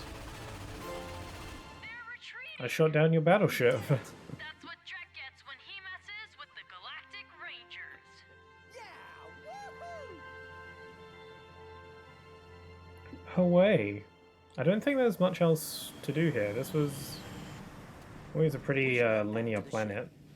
Don't know if there's any optional stuff to get here, really. I think I've done everything. So we can just leave and never return. Also, you don't get the metal detector in this game. Just checking. You don't get the metal detector in this game. Probably because it's lame and was not that useful. It's a fun idea, Copy that, Rax. but All eh. remaining warships are turning back towards Core 2. You guys did great work. I agree. Sorry I couldn't be with you today. I hope you know I was with you in spirit. Let's rendezvous and follow those blarg back to Quartu. Copy that, Captain. We'll see you in a bit. Looks like we're secure. You did well today, Ratchet. You too, Clank. I'll see you both on Core 2. We're going to Quartu now?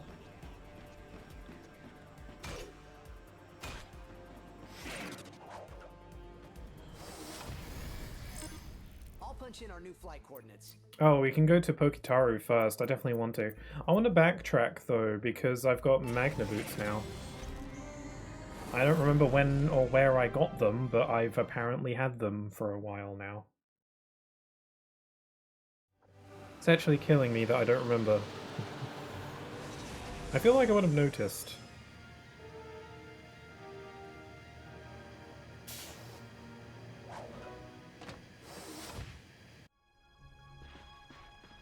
Let's see, there's a secret area over this way.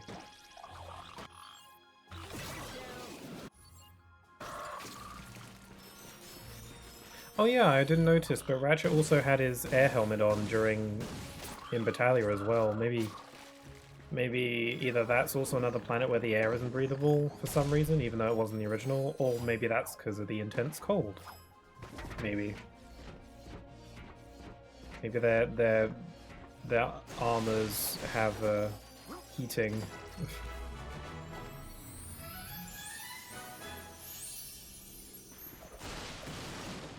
Is there anything else to find here? I don't think we can really go anywhere on this planet because it's mainly blocked off.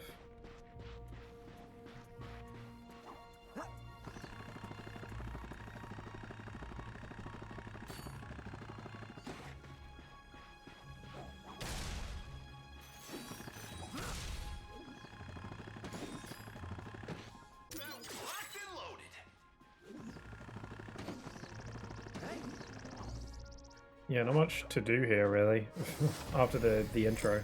Let's pick a new planet. Let's see, Nivalis doesn't have anything. Nivalis Like gets... it's in pretty good shape.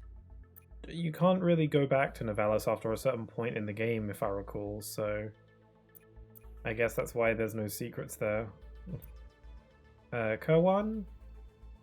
It says I've gotten both of the gold boats there, but I remember there being an area that I couldn't get to before.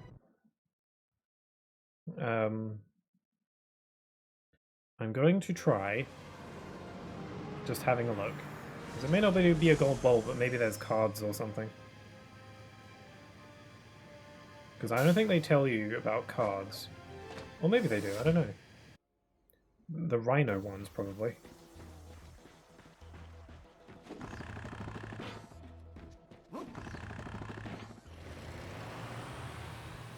Just trying to think if there's any place on Nivalis that maybe has something I need. Welcome, weary traveler, to Eliro City. I don't think so.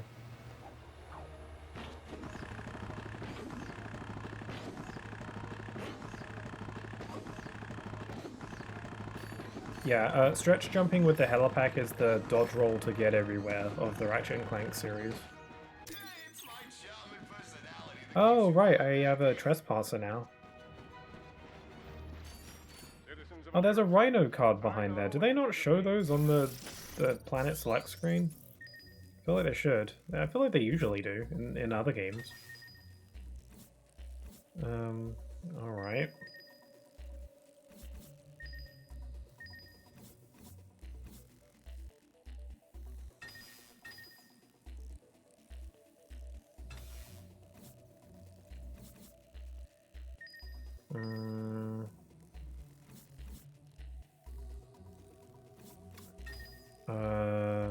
Confused I am.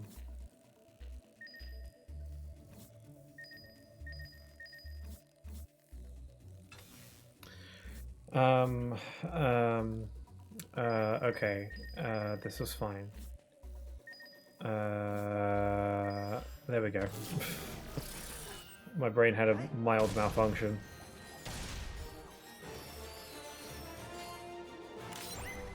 What are these cards? Oh, that wasn't a rhino card, that was just a regular card pack. Zodiac and the lava fields. I think the Zodiac is from Ratchet & Clank 2? The word inhospitable was created to describe the landscape of the hottest and steamiest planet in the galaxy, Gaspar. But that didn't stop Dr. Nefarious from creating his own top secret research facility among the lava fields. It's a good place for it, I'd say. What about the Zodiac? Where is that?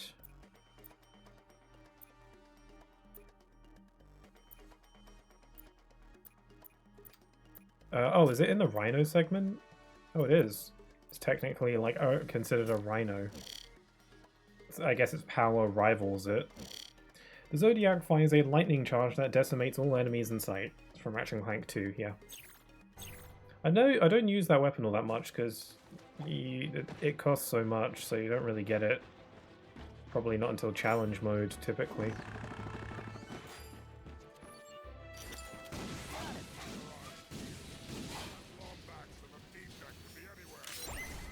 Oh, another card. The rail transit system. The engineers who devised this transit system skipped class on the day they studied Occam's razor? Instead, they just went to the amusement park and rode roller coasters all day. Fun. Yeah, I think I can stretch jump up here, or high jump up here. There's cards. There's trading cards. Oh, that's... Is this another Rhino pack? Might just be a regular pack. The Brain Scientist. A Blargian scientist who is strangely obsessed with collecting telepathopus brains. As far as hobbies go, probably not the safest one to pick. Well, you gotta embrace your hobbies. Oh, there's some raritanium. I find it funny how raritanium... Did I even collect that? Okay. Raritanium was in the first game, but it was just a progression item. It was like there was this guy who just wanted raritanium for some reason. Yeah, I don't think he actually said why. Maybe for inventing things, I don't know. But, and then you get him just like a chunk of it and it just looks like a nasty rock. And then that's it. And then they bring back raritanium throughout the series and it just, I think in the second game it's used for ship upgrades. And then eventually they use it as like a secondary weapon upgrade tree system, which I like. It's just funny how, you know, a resource called raritanium ended up becoming rather plentiful. Addition of the Synchro-Funk capacitor allows the second Groovatron to be deployed at the same time. Wow. What's this about?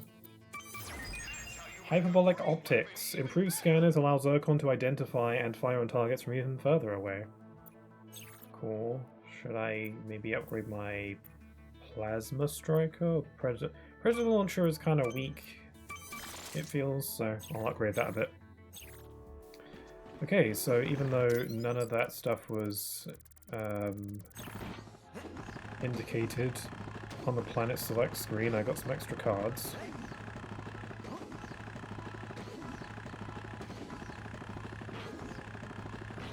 I feel like whoops. Okay, this is an appropriate use of this expression.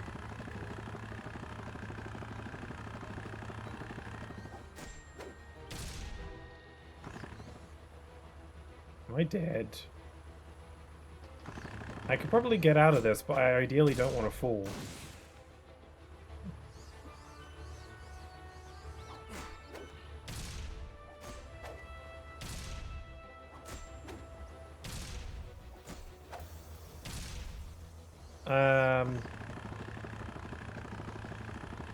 Actually, I don't think I can get out of this at all. Oh, crap.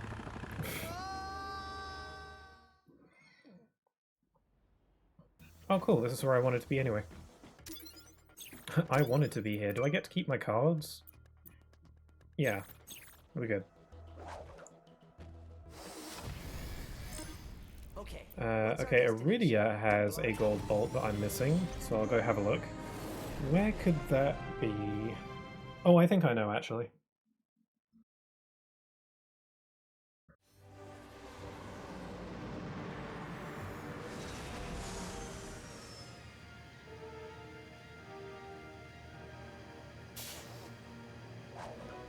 It's cool that they don't have to do the long-winded ship traveling sequence when getting from planet to planet. You just select it, fades to black, and then you arrive there. Like in the earlier games, they would be like, you'd select the planet, and then it would do like 3 short clips of the ship traveling through space and then arriving. It was essentially just for the purposes of being a loading screen. That's like why it was there. But because, you know, stronger hardware doesn't need as much time to load, it's not necessary. I like the ship sequences in Rift Apart. Like, that game, like, has even faster loading. Like, the game's technically, like, built around it. That game has it so that you choose the planet, and then you actually see the like a POV of you flying out of the planet. And then it kind of does like this, where you see the ship flying at the planet, and it does like a Star Wars screen wipe, which I think is really funny. That game reminds me of Star Wars a lot, actually. Just like the whole vibe of it all. It's kind of Star Warsy. I think I'm going the right way. Get some extra rotanium.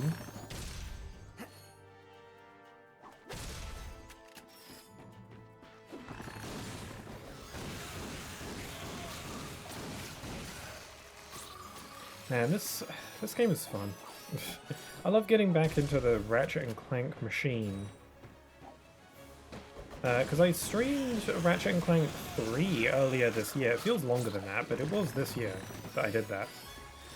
And I just love these games so very much. Even this one, which I would say is not like the series at its best. It's still like, I think I mentioned it in the last stream where I was like, it's kind of like Pokemon where there's a baseline level of enjoyment just because of how the games are. Unless, I don't know, you're playing like Ratchet and Clank Q-Force, I guess. Which is like a tower defense game. Which, nothing against tower defense games, but it's not a very good tower defense game. From what I've heard, I haven't really played it myself. I don't really wanna. I haven't played All for One. I actually do want to play Ratchet and Clank All for One. The main gimmick with that one is that it's not a full-fledged Ratchet and Clank game. It's like kind of got this top-down fixed camera perspective, and it's more like a multiplayer game. It's a game that's themed around co-op. I mean, I think you can play it on your own. Oh, I don't have the thing for this. Which means he needed to go to Poketaru. I guess I'll go to Poketaru first, then come back. But yeah, I want to play All for One. It's a game that's built around co-op. You can play it on your own, but it's clearly made for co-op. And I don't know anyone to play with. Like, I would typically get my twin to play these kinds of games with me, but they were never really all that interested. They do like Ratchet and Clank, but not All for One. I got them to try the demo with me briefly, and they weren't really into it, so...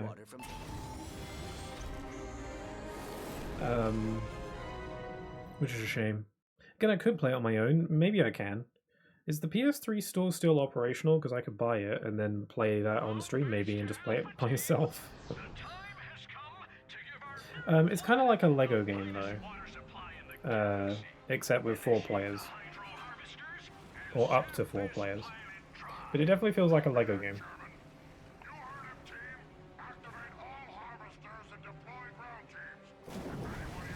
Whoa, water. No, not the fish! Oh. It's a good thing this game doesn't have blood, or that would have been real violent.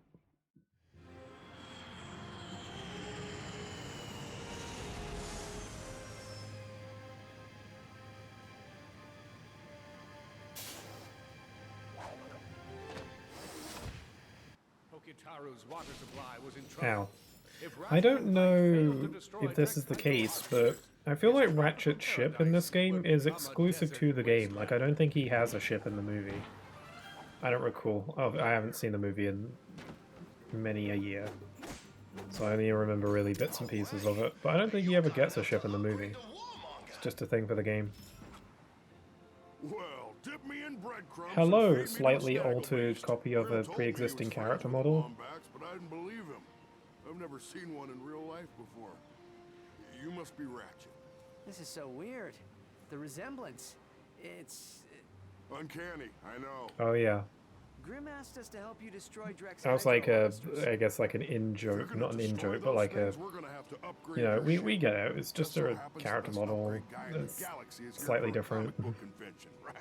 Follow me, I'll take you to him. Okay, here we go. Oh, I actually remember back before this game came out, I remember watching a like a gameplay clip. One of the first times seeing this game outside of like the initial announcement trailer, and seeing some just like raw gameplay from I don't know, like a video game news outlet. It was of this segment. I remember watching like early gameplay of this segment. I was like, oh my god, it looks so pretty. But I didn't have a PS4 at the time, so I couldn't play it for quite a while. Hey, that was pretty good. Pretty good, Teach you to man. do that? No.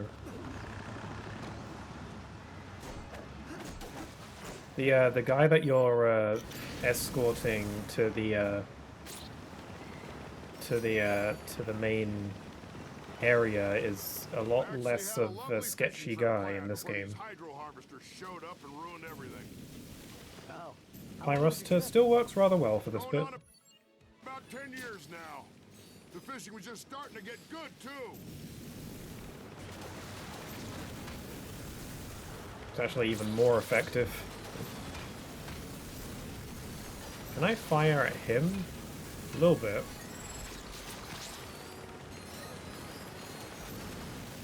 This is where you would usually get the O2 mask in the original game. But in this game you just kind of get it when at a certain point in the story, so I can just go underwater and start exploring whenever. Now's not the time for a swim. I'm trying to get up. Lower it down. Hey, where'd you go? Trying to get on your damn ship. There we go. There's a ladder there, so. Let's keep moving.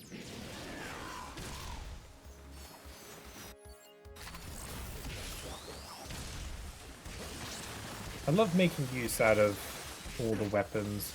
I remember when I was younger I would typically just find my favorites and stick with them, which is a very valid way of playing the game. And that's kind of like how I still play the first Ratchet Clank game, just because that game doesn't have weapons gaining XP and leveling up, so there's no real reason for you to just not use the best weapons and just stick with them. Here comes some more. But in this game, because they level up, it feels more like I have a reason to use them all. And it's kind of fun playing that way. When I was younger, playing like Ratchet Clank 2 and 3 for the first time, I didn't have that same mindset, so I just stuck with my favorites. And if you do that, you'll typically find yourself running out of ammo a lot more frequently. And then having to use other weapons that are, at that point, very underpowered because you haven't been leveling them up. I've never seen our father so angry. Oh, those were the days.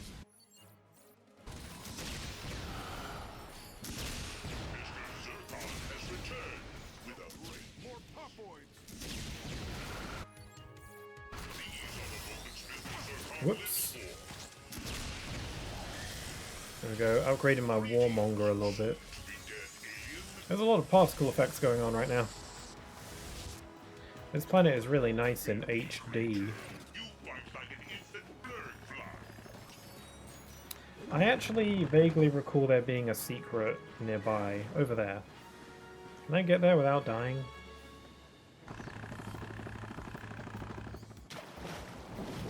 So why is there lava down here? Is that supposed to be there?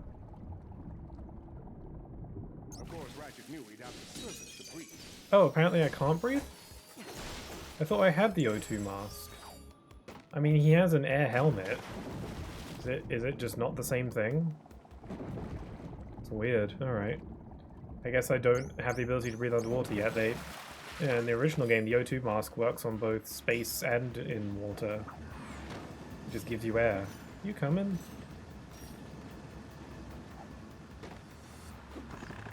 But I guess they're two separate things in this game. You coming or what? Why aren't you moving?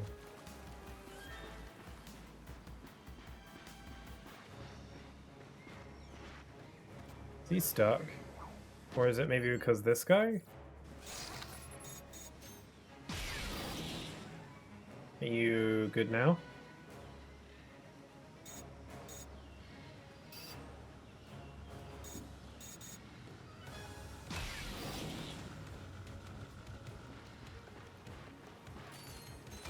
And the coast is clear, let's go. I am apparently incapable of operating this vehicle without you, so...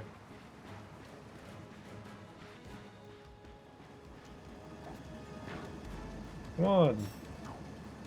Time's a wasting.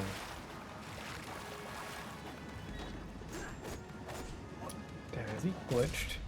Or am I doing something wrong?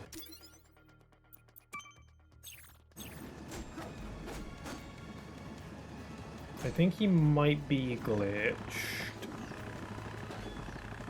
I don't know if there's really anything I can do about that. I'm just gonna run back and forth in a very small chance that will fix it. And if it doesn't, I guess I'll just have to reload.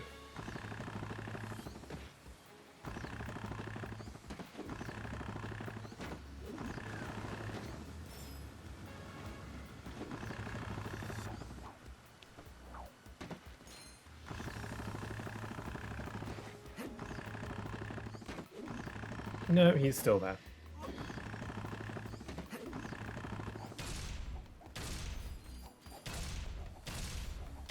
Nah, he's stuck there. Okay, so I guess I'll reload. Is there a way to...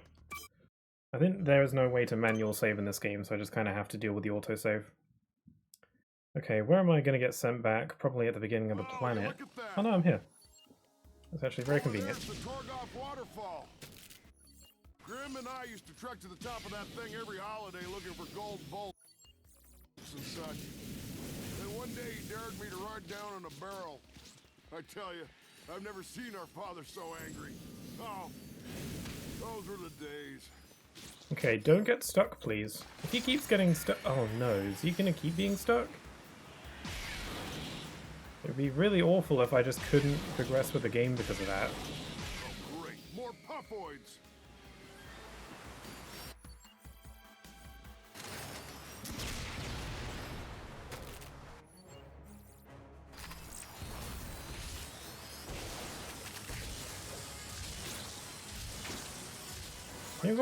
Oh, okay, there we go. Thank God. I wonder what was causing him to not move before. Maybe there was like an enemy that was just kind of not dead. Like I had to kill them all, but there was an enemy that just wasn't dead yet. And it was just kind of stuck somewhere, or maybe off to the side and I just didn't see it. So how's old Grim doing these Okay, days? I thought I was going to be like soft locked. Haven't heard much from him since we moved here from the Polaris. I don't know if this Galaxy. planet is mandatory He though, runs a garage, right? but I'd still want to do it. It's small, but it's kind of cool. We do mostly hover conversions, proton scrubs, that sort of thing. And now you're a Galactic Ranger. Grim must be so proud. Actually, I don't know. I was supposed to help him with some proton scrubs, but I left in kind of a hurry. Hope he's not too angry with me. Ah, he'll be all right. You're out protecting the galaxy. Oh God. What's that compared to Random. I was like, where are the puffoids coming in? Caught me off guard there. My friend's not far from here. He'll be able to help you out. Sorry for setting you on fire, by the way.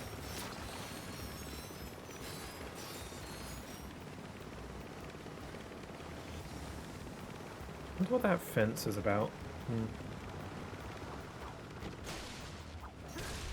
I like this place. I like the chairs. I don't know why. They just scream like Island Resort. Ah, great. The bridge is out. I'm way ahead of you. Like, way ahead of Come you. on. It's not too far now.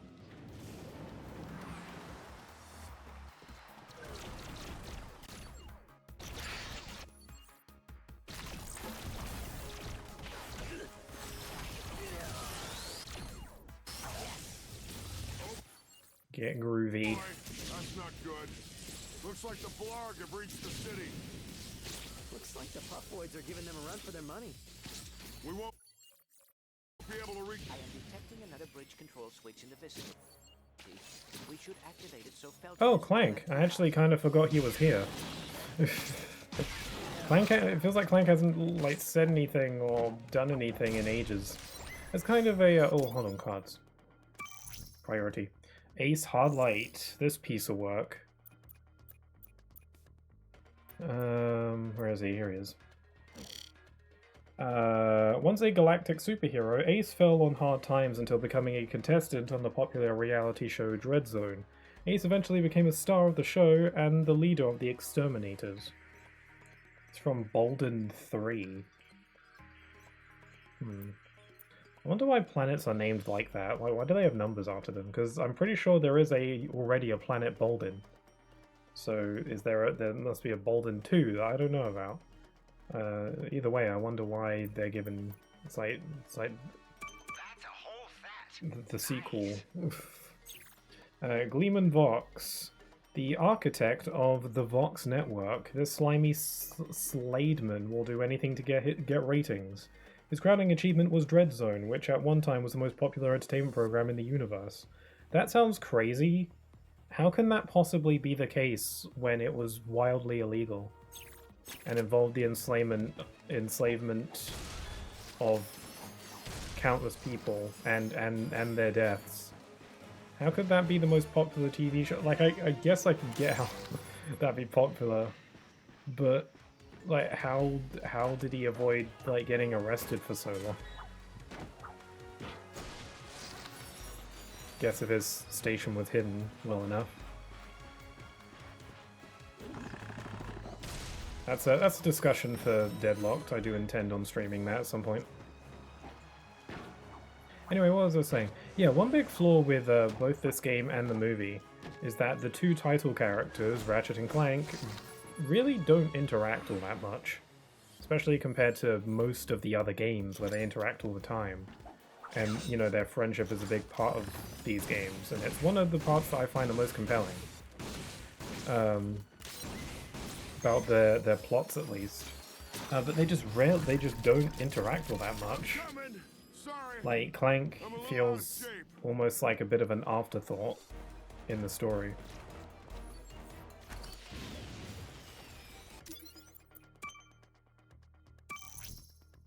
Okay, Proton Drum. That completes the set. A supermassive pseudo-atom that regularly emanates a wide disk of damaging subatomic energy. I'm going to pretend like I know what any of that means.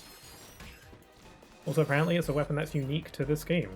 So I guess I was wrong about the pixelizer being the only unique weapon.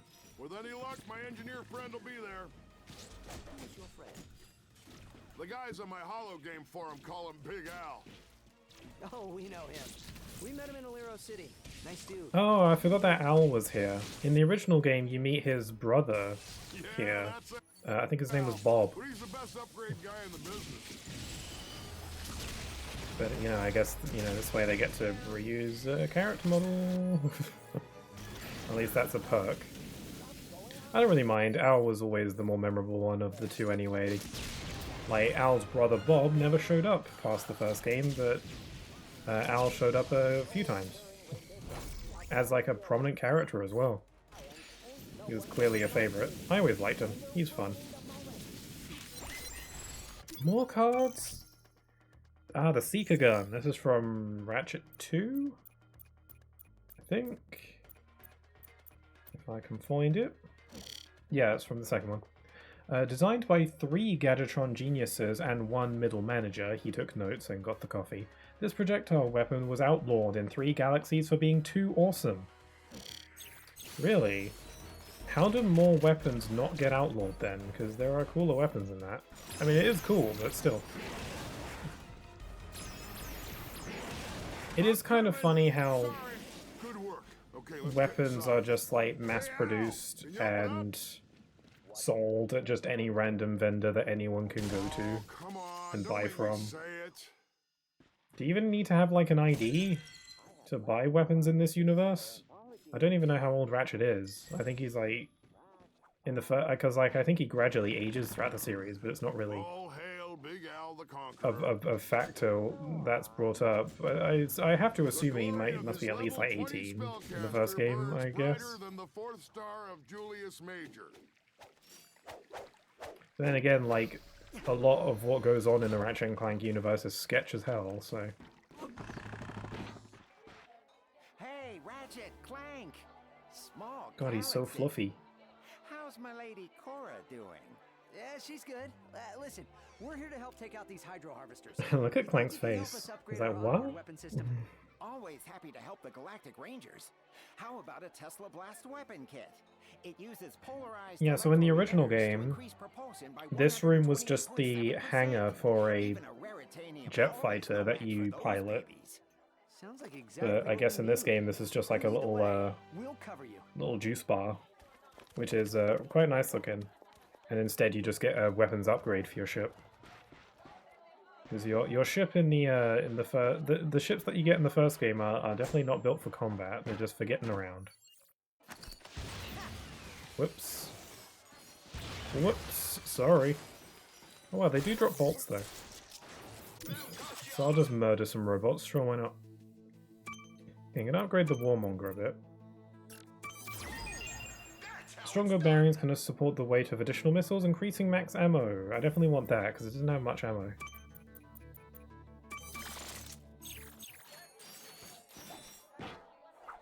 Is there any new weapons to buy? I've not been paying attention to that. Nope.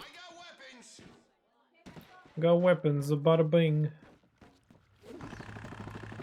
Okay, now we've got 2 tagalongs, and I'm just gonna take this chair. It looked really nice in my You room. know they showed up just as I was about to speak on a panel about everything wrong with comic book-based holo films. All the great bloggers Oh, whoops. were on it. Me, Stuart Don't wanna Zerko, lose my chair. Obsidian I was trying to sit Schultz. on it. And Smoot was there? Really? Oh, I love her. She hates everything. There isn't a holo film, game, or online product launch she hasn't shredded in the comment section. You know, that kind of judgment takes real skill. I don't think I've ever left a negative comment on something before. Mainly I just don't have the energy. I don't know how to explain it. I just don't feel like it. Didn't Al have shoes before? Does he not have shoes in this? Now I'm curious about that. I guess not that many people wore shoes in the original game. Ratchet didn't. Here we are. All right, let's You never really got to pump see the his hood and get legs that weapon in the first system. game. Reinstalling weapon software. Rebooting system. Done. Tesla Blast Cool, now we can shoot stuff detected. better. Happy hunting.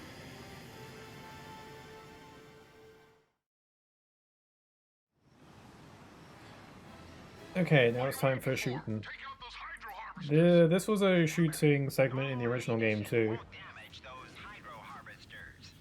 Use your Tesla rockets. Shoot down those Blark saucers. They'll drop ammo and help. I guess one thing, again, give this game praise where it's due. I do prefer the shooting segments in this game over the original. I don't think we're doing much damage with. It's working. Um, We're almost out of Tesla rockets. I mean, I don't love them or anything. It's just like, these are more enjoyable for what it's worth. So I need more Roy kits. We must use our Tesla rockets.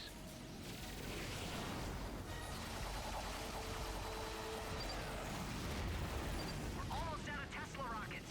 How can I tell how many? Oh, right, it's in the top right. Saucers are about to attack. Do a barrel roll. Shut up.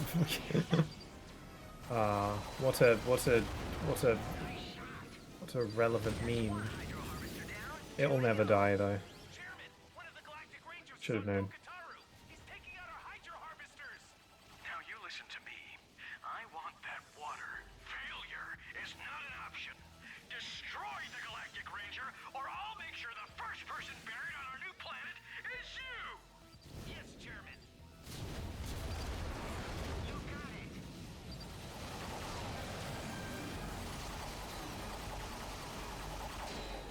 Oh wow, look at this, some of the roof areas here. Sweet. What did I do? Yeah. One hydro harvester left. Okay. I just missed.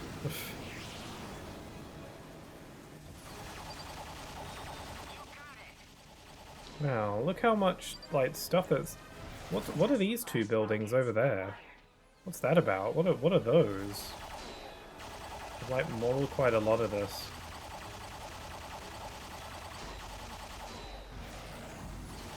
This planet gets brought up a lot. It's not a planet that returns all that often.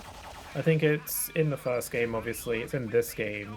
And then I think it's also a place you can go to in Ratchet & Clank Size Matters on the PSP, which I also intend to stream. Got put on PS5 a while ago. But it does get, like, mentioned in passing a lot, I've noticed. It's kind of a memorable planet, I guess. It is nice, I do like it. Tropical island, holiday getaway sort of thing. I like those kinds of places in games. And I suppose in real life, if I've ever been to one. Say, if you two need any more upgrades, I'm your guy. How about a new thruster pack? This is where we get the thruster pack, yes. Sweet.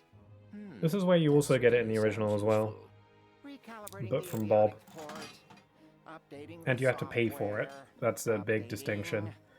A lot of the stuff in this game is free. And presto. She's all ready for Ah, look at his little wings. Technically, you need a Class B license to operate one of these beauties. But what the heck? You two are Galactic Rangers. Oh, that's why we get it for free. It should help you access those Ratchet & Clank were more freelance in the original. Actually, I'm going to give this game some more praise where it's due. So we've got the thruster pack now. It's unlike in the original game, it's not an option. Once you get the thruster pack, you can't go back to the helipack. But the thruster pack is just better. One thing that I love about the thruster pack in this game, and it's the only game that has this, the thruster pack stopped being a thing after a while. I think Tools of Destruction was the last game to have it, and then they kind of just stopped bringing it back because it's just the same as the helipack at that point. But this game has it be a mandatory upgrade because of it's got these special bolt cranks you need to use it on, which is cool. But what I never really liked the thruster pack in the original games, and I never used it. So it's a good thing it was not really that required often. Mainly because I just thought the wings looked dumb. Like, I just didn't like that Ratchet was essentially carrying like a jet plane on his back. It just looked a bit silly. But as you can see, this game does it the same way that the helipack does it, where the wings don't actually come out unless you're actually using it. So Clank stays in his compact lunchbox form, and then when you actually use the wings is when they come out, just like how the helipack works, and that is way better. In the original, the wings were just always visible and out all the time. It just looked silly. It just looked dumb. I didn't like it. I understand if maybe I'm on my own with that, but it's just silly. It's so silly.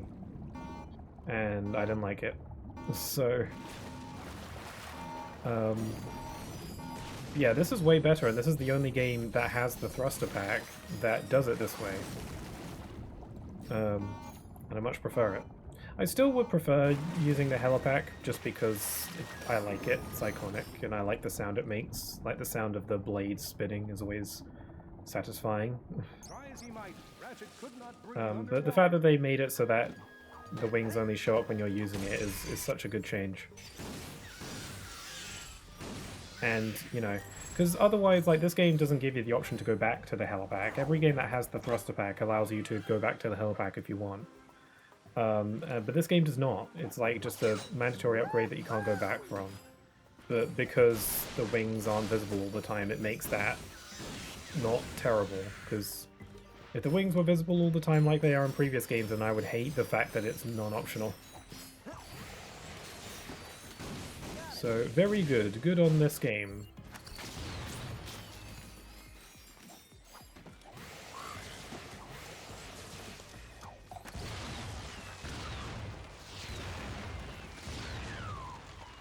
Okay, I'm gonna maybe warmonger. This secret area was also in the original. I think you get a gold bolt here. It's probably still the case now.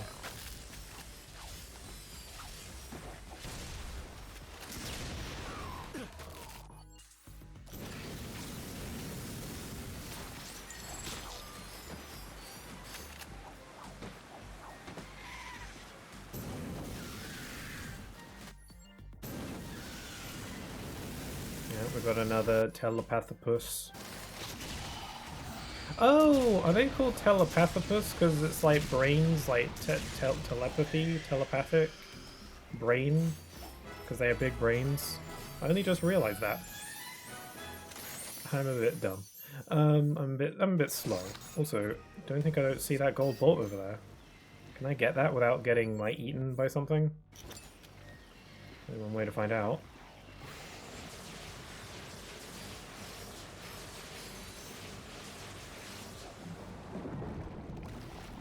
Well, yeah, I can totally supposed to be over here if they got stuff. I wonder when I get the O2 mask then. Because you usually get it here in the original, but I don't remember where you get it in this game.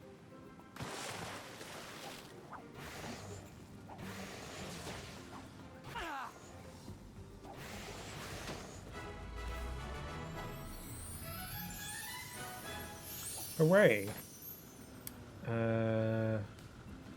So I'll head back this way.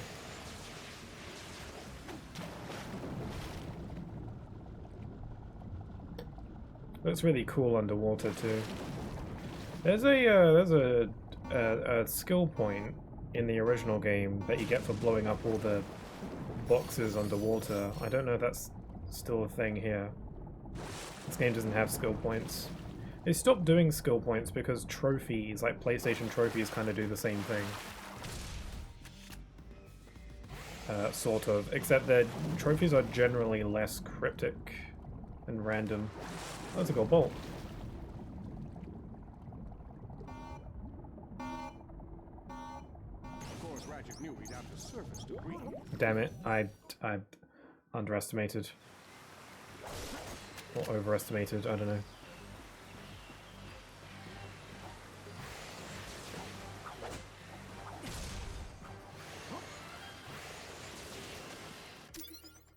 Clean up the amoeboids in the pumping station. Okay. It's cool that they tell you which objectives are optional. I don't know if this game is the one that introduced that, or if a different previous game already had that. I'm gonna do everything anyway, but still. Oh, it's Raritanium.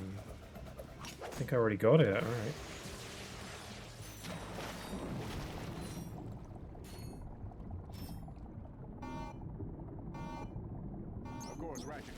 Surface to breathe.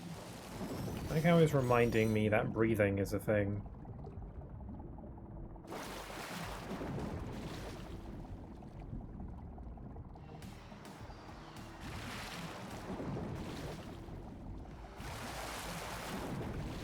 Man, am I gonna have enough time to go down there and go back up? I think maybe I'm intended to wait until I have the O2 mask before getting this. Oh no, I got stuck! Damn it. I think maybe there was just barely enough time if I didn't get stuck. Did I actually get the gold bolt? Do I keep it? I think so, yeah. So I can get new armor paint for my armor. I think this looks a bit silly though.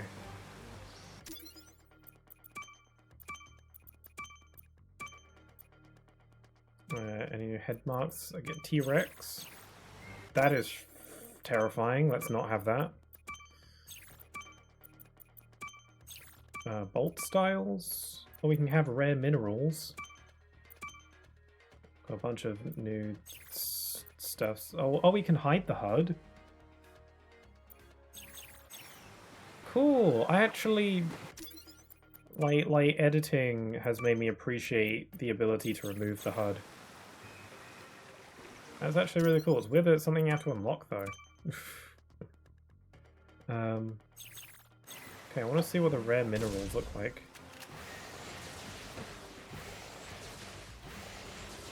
I think the rare minerals are rupees, if I recall.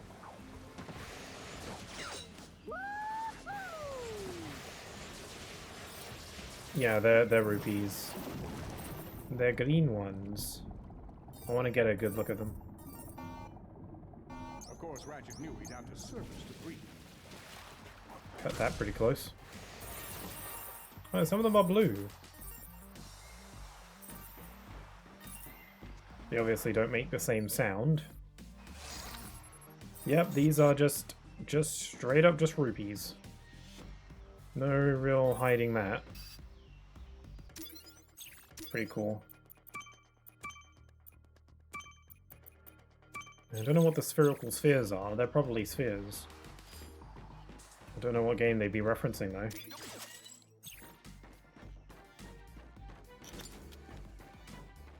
Okay, so we just do this, and then we whip around like this. In the original game, the thruster pack could be used to hit special switches. That was literally only used like 2 or 3 times in the whole game. I think that's probably more or less the same kind of thing here, where it's only used a few times. But it's pretty cool, because they could have just done the big switch thing again. But I like how they made like a special bolt crank for it. And also, instead of the bolt crank being there, it was a teleporter that led you to the sewers. But now it takes you to the teleporter that takes you into the station. Weird. I forgot that this segment was in this game. Oh, that smells terrible. So basically every part of Poketaru was recreated in this game. I bet the Blarg are hiding some nice loot in here. Let's get some loot. It looks so pretty. This place is so pretty, and the Amiiboids look so shiny. Set them on fire.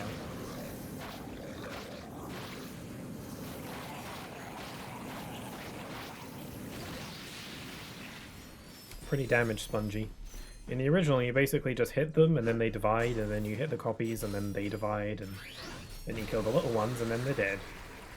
Here they have way more defense and health. Probably because the weapons are a lot more explosive and effective, and you have better movement, so to balance it out. No big deal. Another trespasser puzzle.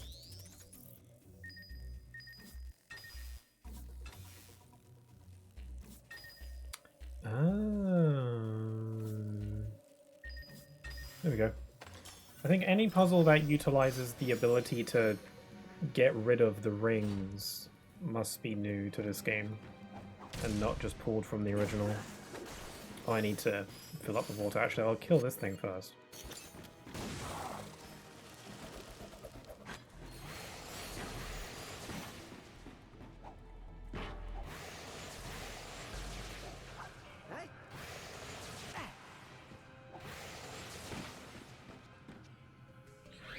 Also, mild little thing, but I think in this game they changed slightly simplified the controls of the helipack and the thruster pack, where in order to do a high jump or a long jump, you just have to press the R1 button, when in previous games you have to hold R1 and then press the jump button, kind of like long jumping in like Mario and stuff like that. But they simplified it here. I don't think it needed to be simplified, I think it was perfectly fine, but whatever.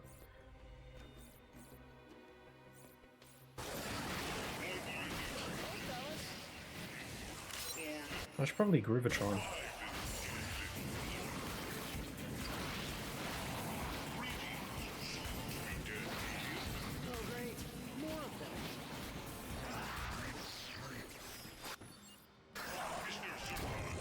Hey, my Groovatron leveled up.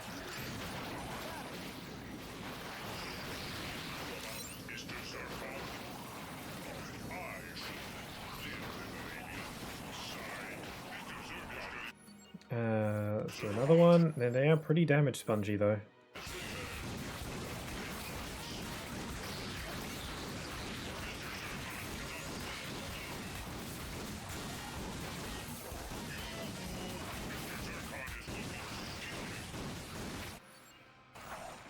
I think Groovatron is getting some XP out of this.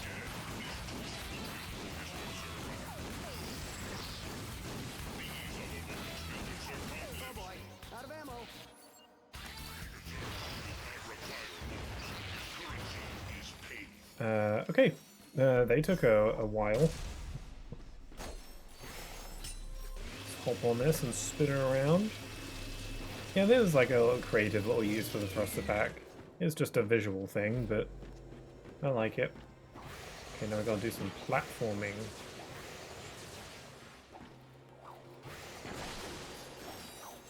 Oh, they even like changed the camera angle. Mr. Zircon is bored. Tell someone who cares.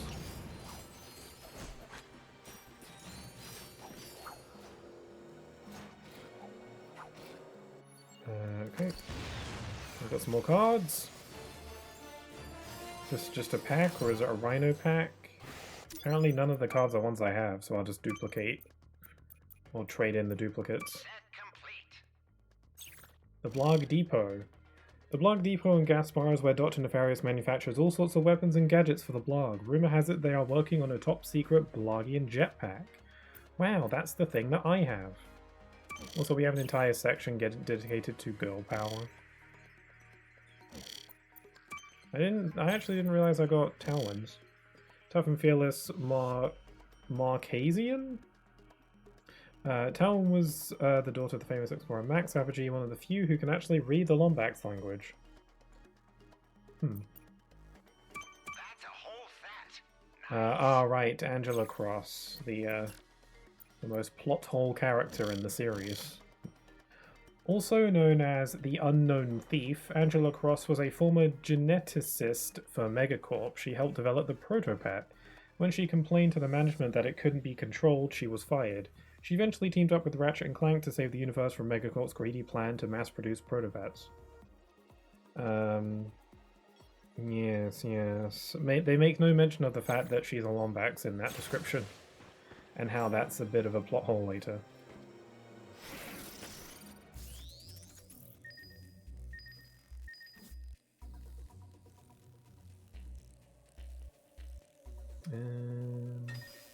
That's not right.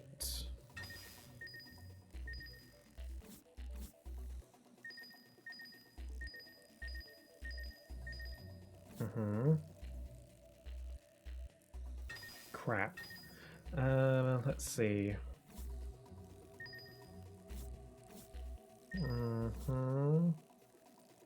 What if I do this? And then I do a bit of this. Crap. I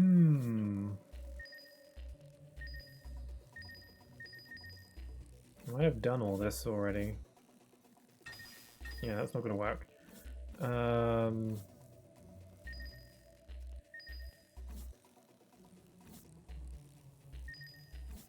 I try this already? I did.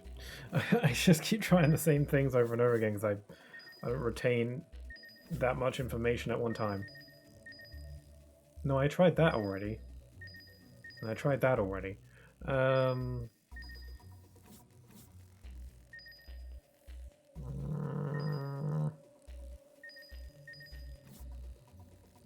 No, I tried that. Okay, which laser can this middle one hit without interfering with any of the others? So, no. No. Although, I have that one do that. And that.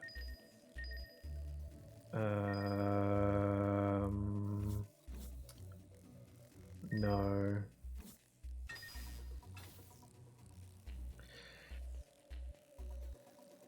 This, no, that gets in the way of that. That gets in the way of that.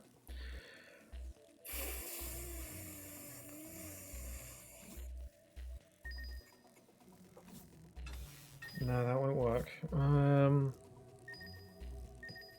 I can get this.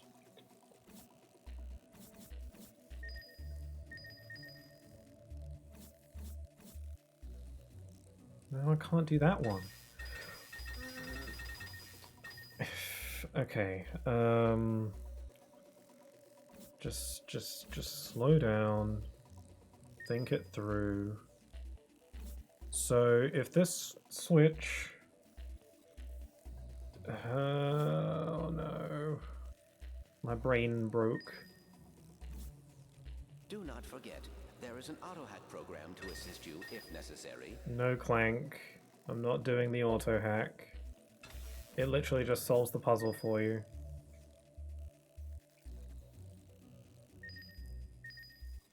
And that blocks that laser. This one does not block any of the lasers. So I need this one.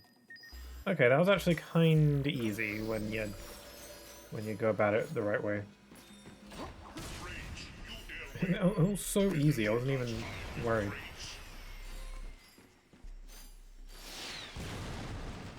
Huh, I didn't know my bombs could go underwater.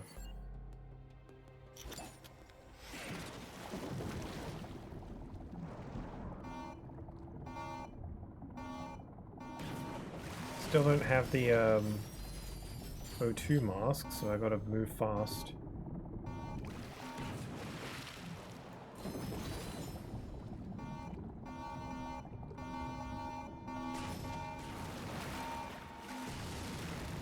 So many bolts. Apparently in the original Ratchet Clank they were going to add an upgrade to the Hydro Pack that will allow you to shoot like little bullets from it to hit obstacles underwater or something. That might have been cool, but they scrapped it, I guess, because they couldn't think of enough uses for it. Which makes sense. I can't really think of too many uses outside of it just being kind of fun. I wouldn't want to fight anything underwater with it, is the thing, so probably for the best. Like, breaking stuff sounds like fun, but I wouldn't want to fight underwater. Although Rift Apart has, like, doesn't really have swimming. Like, you can swim. There's, like only, like, a couple shallow bits of water that you can swim in, but there's no reason for you to do that. But it does technically have one underwater section, it's just not one that you swim in. Instead, you kind of, like, open up this airlock, and then you head out underwater, and then you use your Magna boots to grapple onto the floor of the like these metal bits on the ocean floor, and then you run around and fight underwater that way, and it's really cool. It's actually kind of surprising that it took them that long to do something like that. It's a really cool little section. So the game doesn't really have any swimming underwater sections, just those like Magna boot underwater sections, which I actually really like.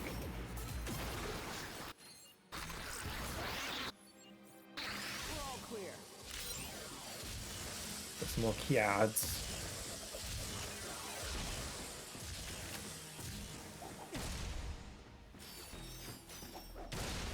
This would usually be where you find that scientist who wants the raritanium.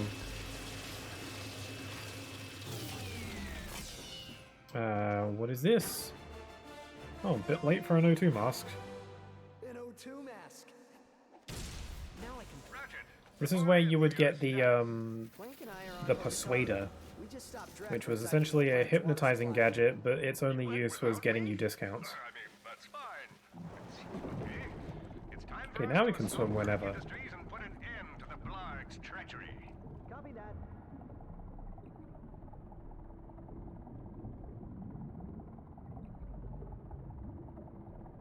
I don't know if there's really much for me to do down here. Some crates, I suppose. I already got the gold bolt, even though I died in the process.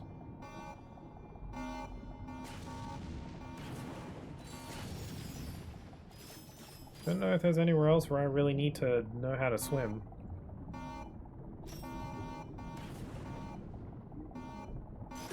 Ooh, whoops. Got a bit too close. Oh, hello. It's kind of hard to see with the underwater, like, screen filter kind of thing.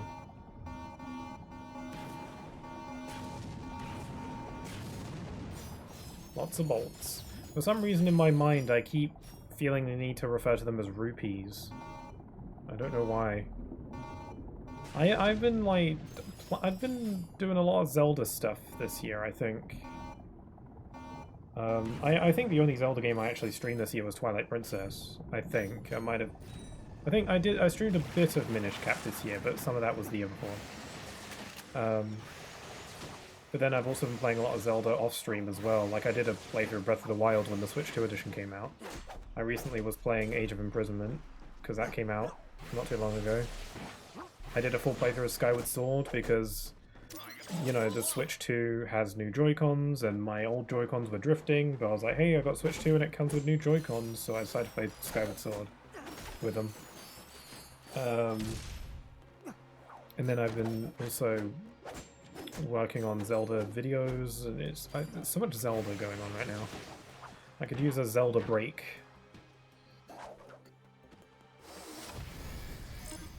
Let's pick a new planet. Okay, so now that I have the thruster pack, I'm going to backtrack to Iridia and get that thing I couldn't get. I don't know if this game has any more gadgets. Like progression gadgets. I know I thought that before, but I think the thruster pack was the last major one. I'm trying to think of what gadgets were in the first game. Like, this game doesn't have the PDA. So that's out. It doesn't have any of the helmets, except for the O2 mask. So yeah, I think I got everything. I need to travel. Wait, there's a teleporter, isn't there? Save myself some time. There's also a gold bolt over there. I sort of remember how to get it. It's like the first game. Sorry I keep comparing this game to the first game, it's just really easy to do that. So sorry if me constantly bringing up the original is a bit tiresome. I just find the differences interesting. Oh crap! I guess I wasn't close enough. Oh, did I kill something with that? I got cards too. Are the Agents of Doom mods? What is that? What was that picture?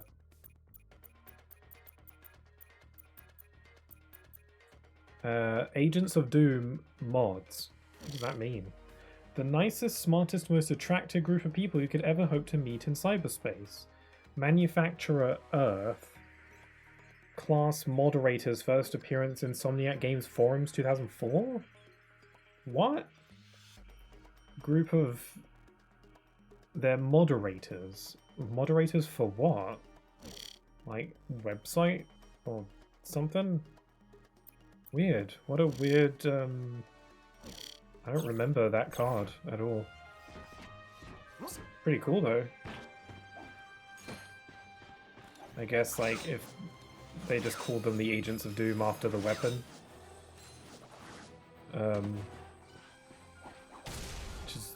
Which is fun, and then they figured we have an Agents of Doom segment for the cards, we might as well throw that in.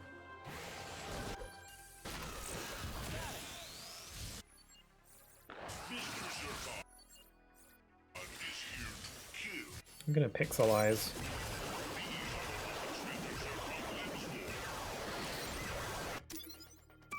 Another card. Oh, and there's the OG Agent of Doom. Does this game have the Agents of Doom? I don't remember. Small but deadly robots that are released from the glove of Doom. Also a pretty good softball team. Oh, cool. I wouldn't have guessed.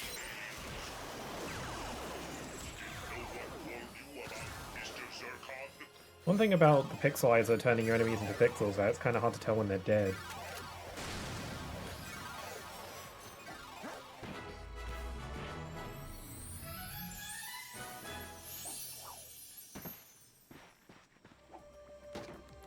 Okay, wait, was that everything?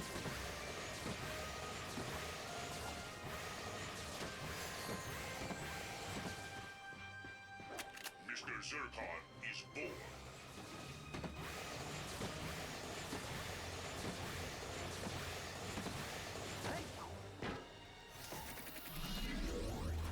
Okay, cool. So I got the gold bolt. I got some extra cards.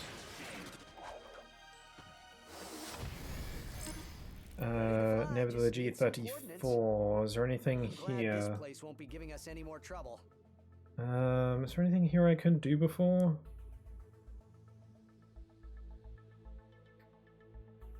No, I think I'm good. Rilgar, collect all the Rhino Hollow cards. There's still something important to do on Rilgar. There's a gold bolt there. I wonder what the... Was there anywhere I couldn't go? Oh, I know where the gold bolt is. I don't entirely remember how to get there, but I do know where it is once I get to that general area. It's in the same. It's the area, the same area as the running flood segment. The first game also hid a gold vault there. I assume that's where it is. Because if that area is there, then there's got to be something there. I think this is the right way. I always get mixed up with it. Oh, hello. With this planet in particular, I always get mixed up, not knowing which way goes where. Why is this entire area just completely flooded now? It wasn't flooded to this degree before.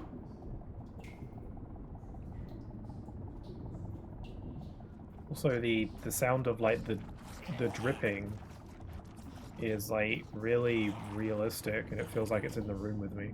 Also, why is there a random amoeboid? Ah, crap! No, out of bounds. Scares me. Sorry. Seeing out of bounds freaks me out. I have a bit of an irrational fear of stuff like that, and glitches in general. Yeah, here we go. Now that we can breathe with the O2 mask, we can go under here, which we can do before. The first game also had this hidden area with a gold bolt.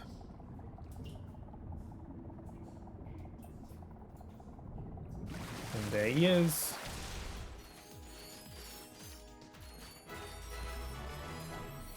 Pretty freaky. So quiet and down there. And I don't like the how it's so dark, and I don't like how the pipe kind of glitches out of bounds with the camera. It's just a little bit freaky to me. I don't like it very much. Don't want to spend too long in this area if I can avoid it. I assume I can leave just by continuing forward.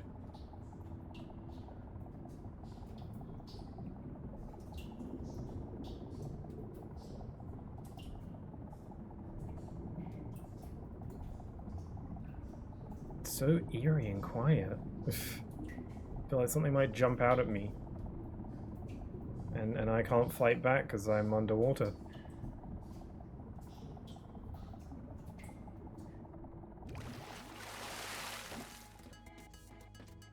I guess that's why the water level is so high, because the water continues rising after that point.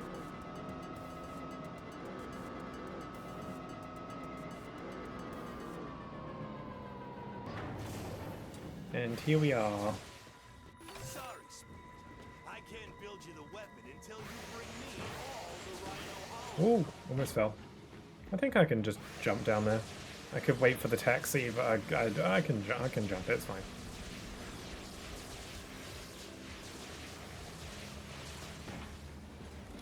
All right. Well, there's the gold bolt here. I got all kinds of stuff to make heroes more.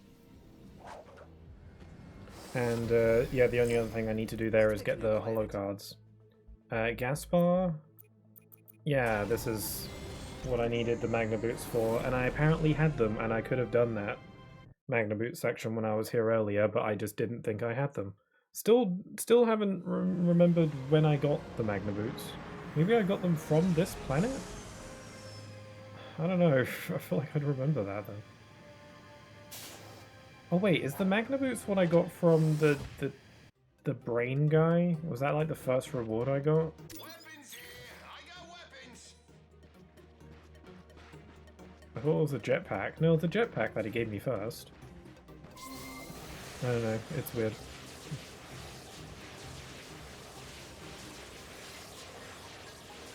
Okay, here's the Magna Boot segment.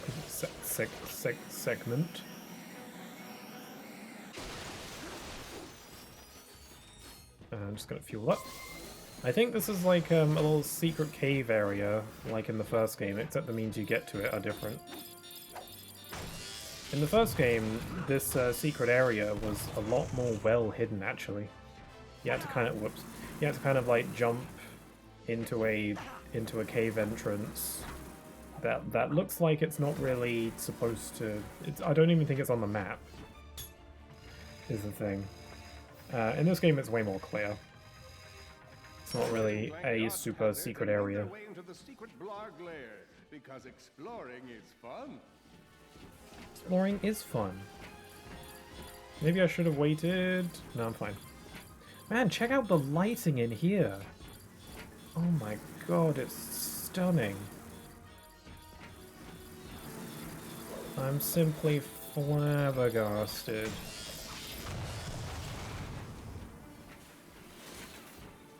I mean, it's all dark and stuff in here. It wasn't this dark in the original. Pretty well lit. Okay, what should I be using? I'll use Combustor. I gotta level it up before it becomes incredibly outclassed.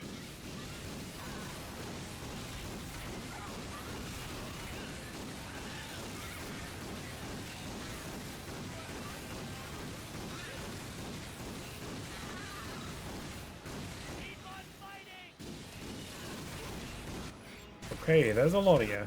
Let's groove a Tron.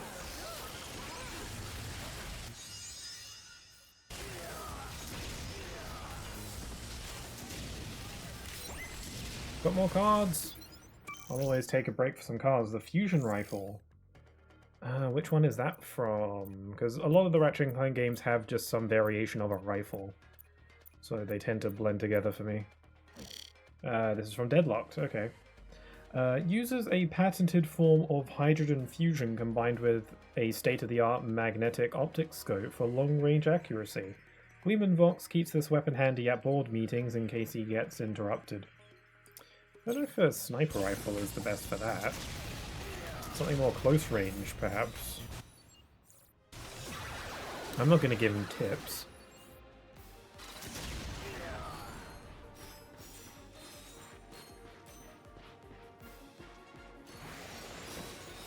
Oh dear. Okay, let's get groovy.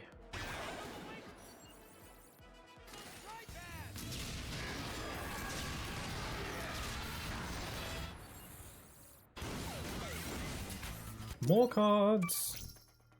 Blackwater City hoverboard course. This hoverboard course, designed by classic hoverboard hero R.J. Dixon, is home to the annual Blackwater City hoverboard race, where Skid McMarks and Chester Cloud battled to a photo finish 3 years in a row. Wow, what interesting trivia. What random trivia.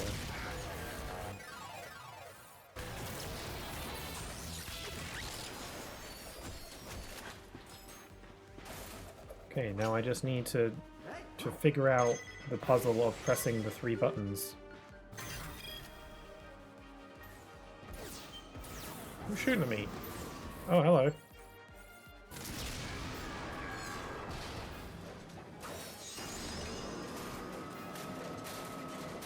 Bits are all over the place. And here we are, the gold bolt.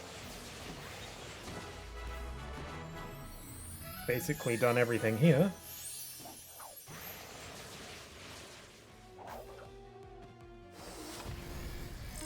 I don't remember what the Rhino is like in this game, actually. I don't recall.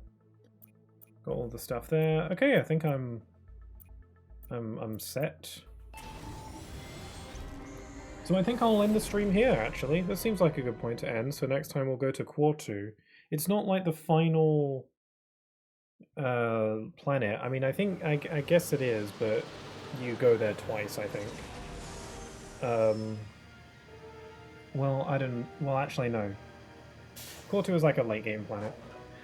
So next time might be the finale, I'm not sure. It's a pretty short game, huh? But, yeah, I'll end it here, because this seems like a good point to end, and then I can start the next stream with doing, like, some of the end game stuff.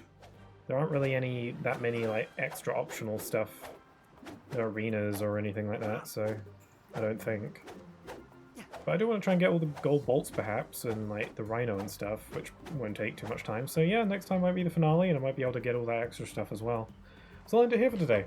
Thank you for joining me. If you're joining me on the VOD, you are very much appreciated. Thank you very much. Let's see, it's Wednesday. So, yeah, this was an extra stream, so another reason why I don't want to keep it too long. But I'll be streaming next on Friday for some more Tomb Raider. I don't know if I'm close to the end of that game or not. Like maybe a little bit, I don't know. Maybe might not be the finale, but maybe the one after that, I don't know. Yeah, we're playing Tomb Raider then, so join me for that if you'd like. And then I should be playing more of this on Sunday, so that's the plan. But I'm going to call it here. So with all that being said, I hope you'll have a wonderful rest of your day. Stay safe, and I hope to see you again very soon. Take care. Bye-bye.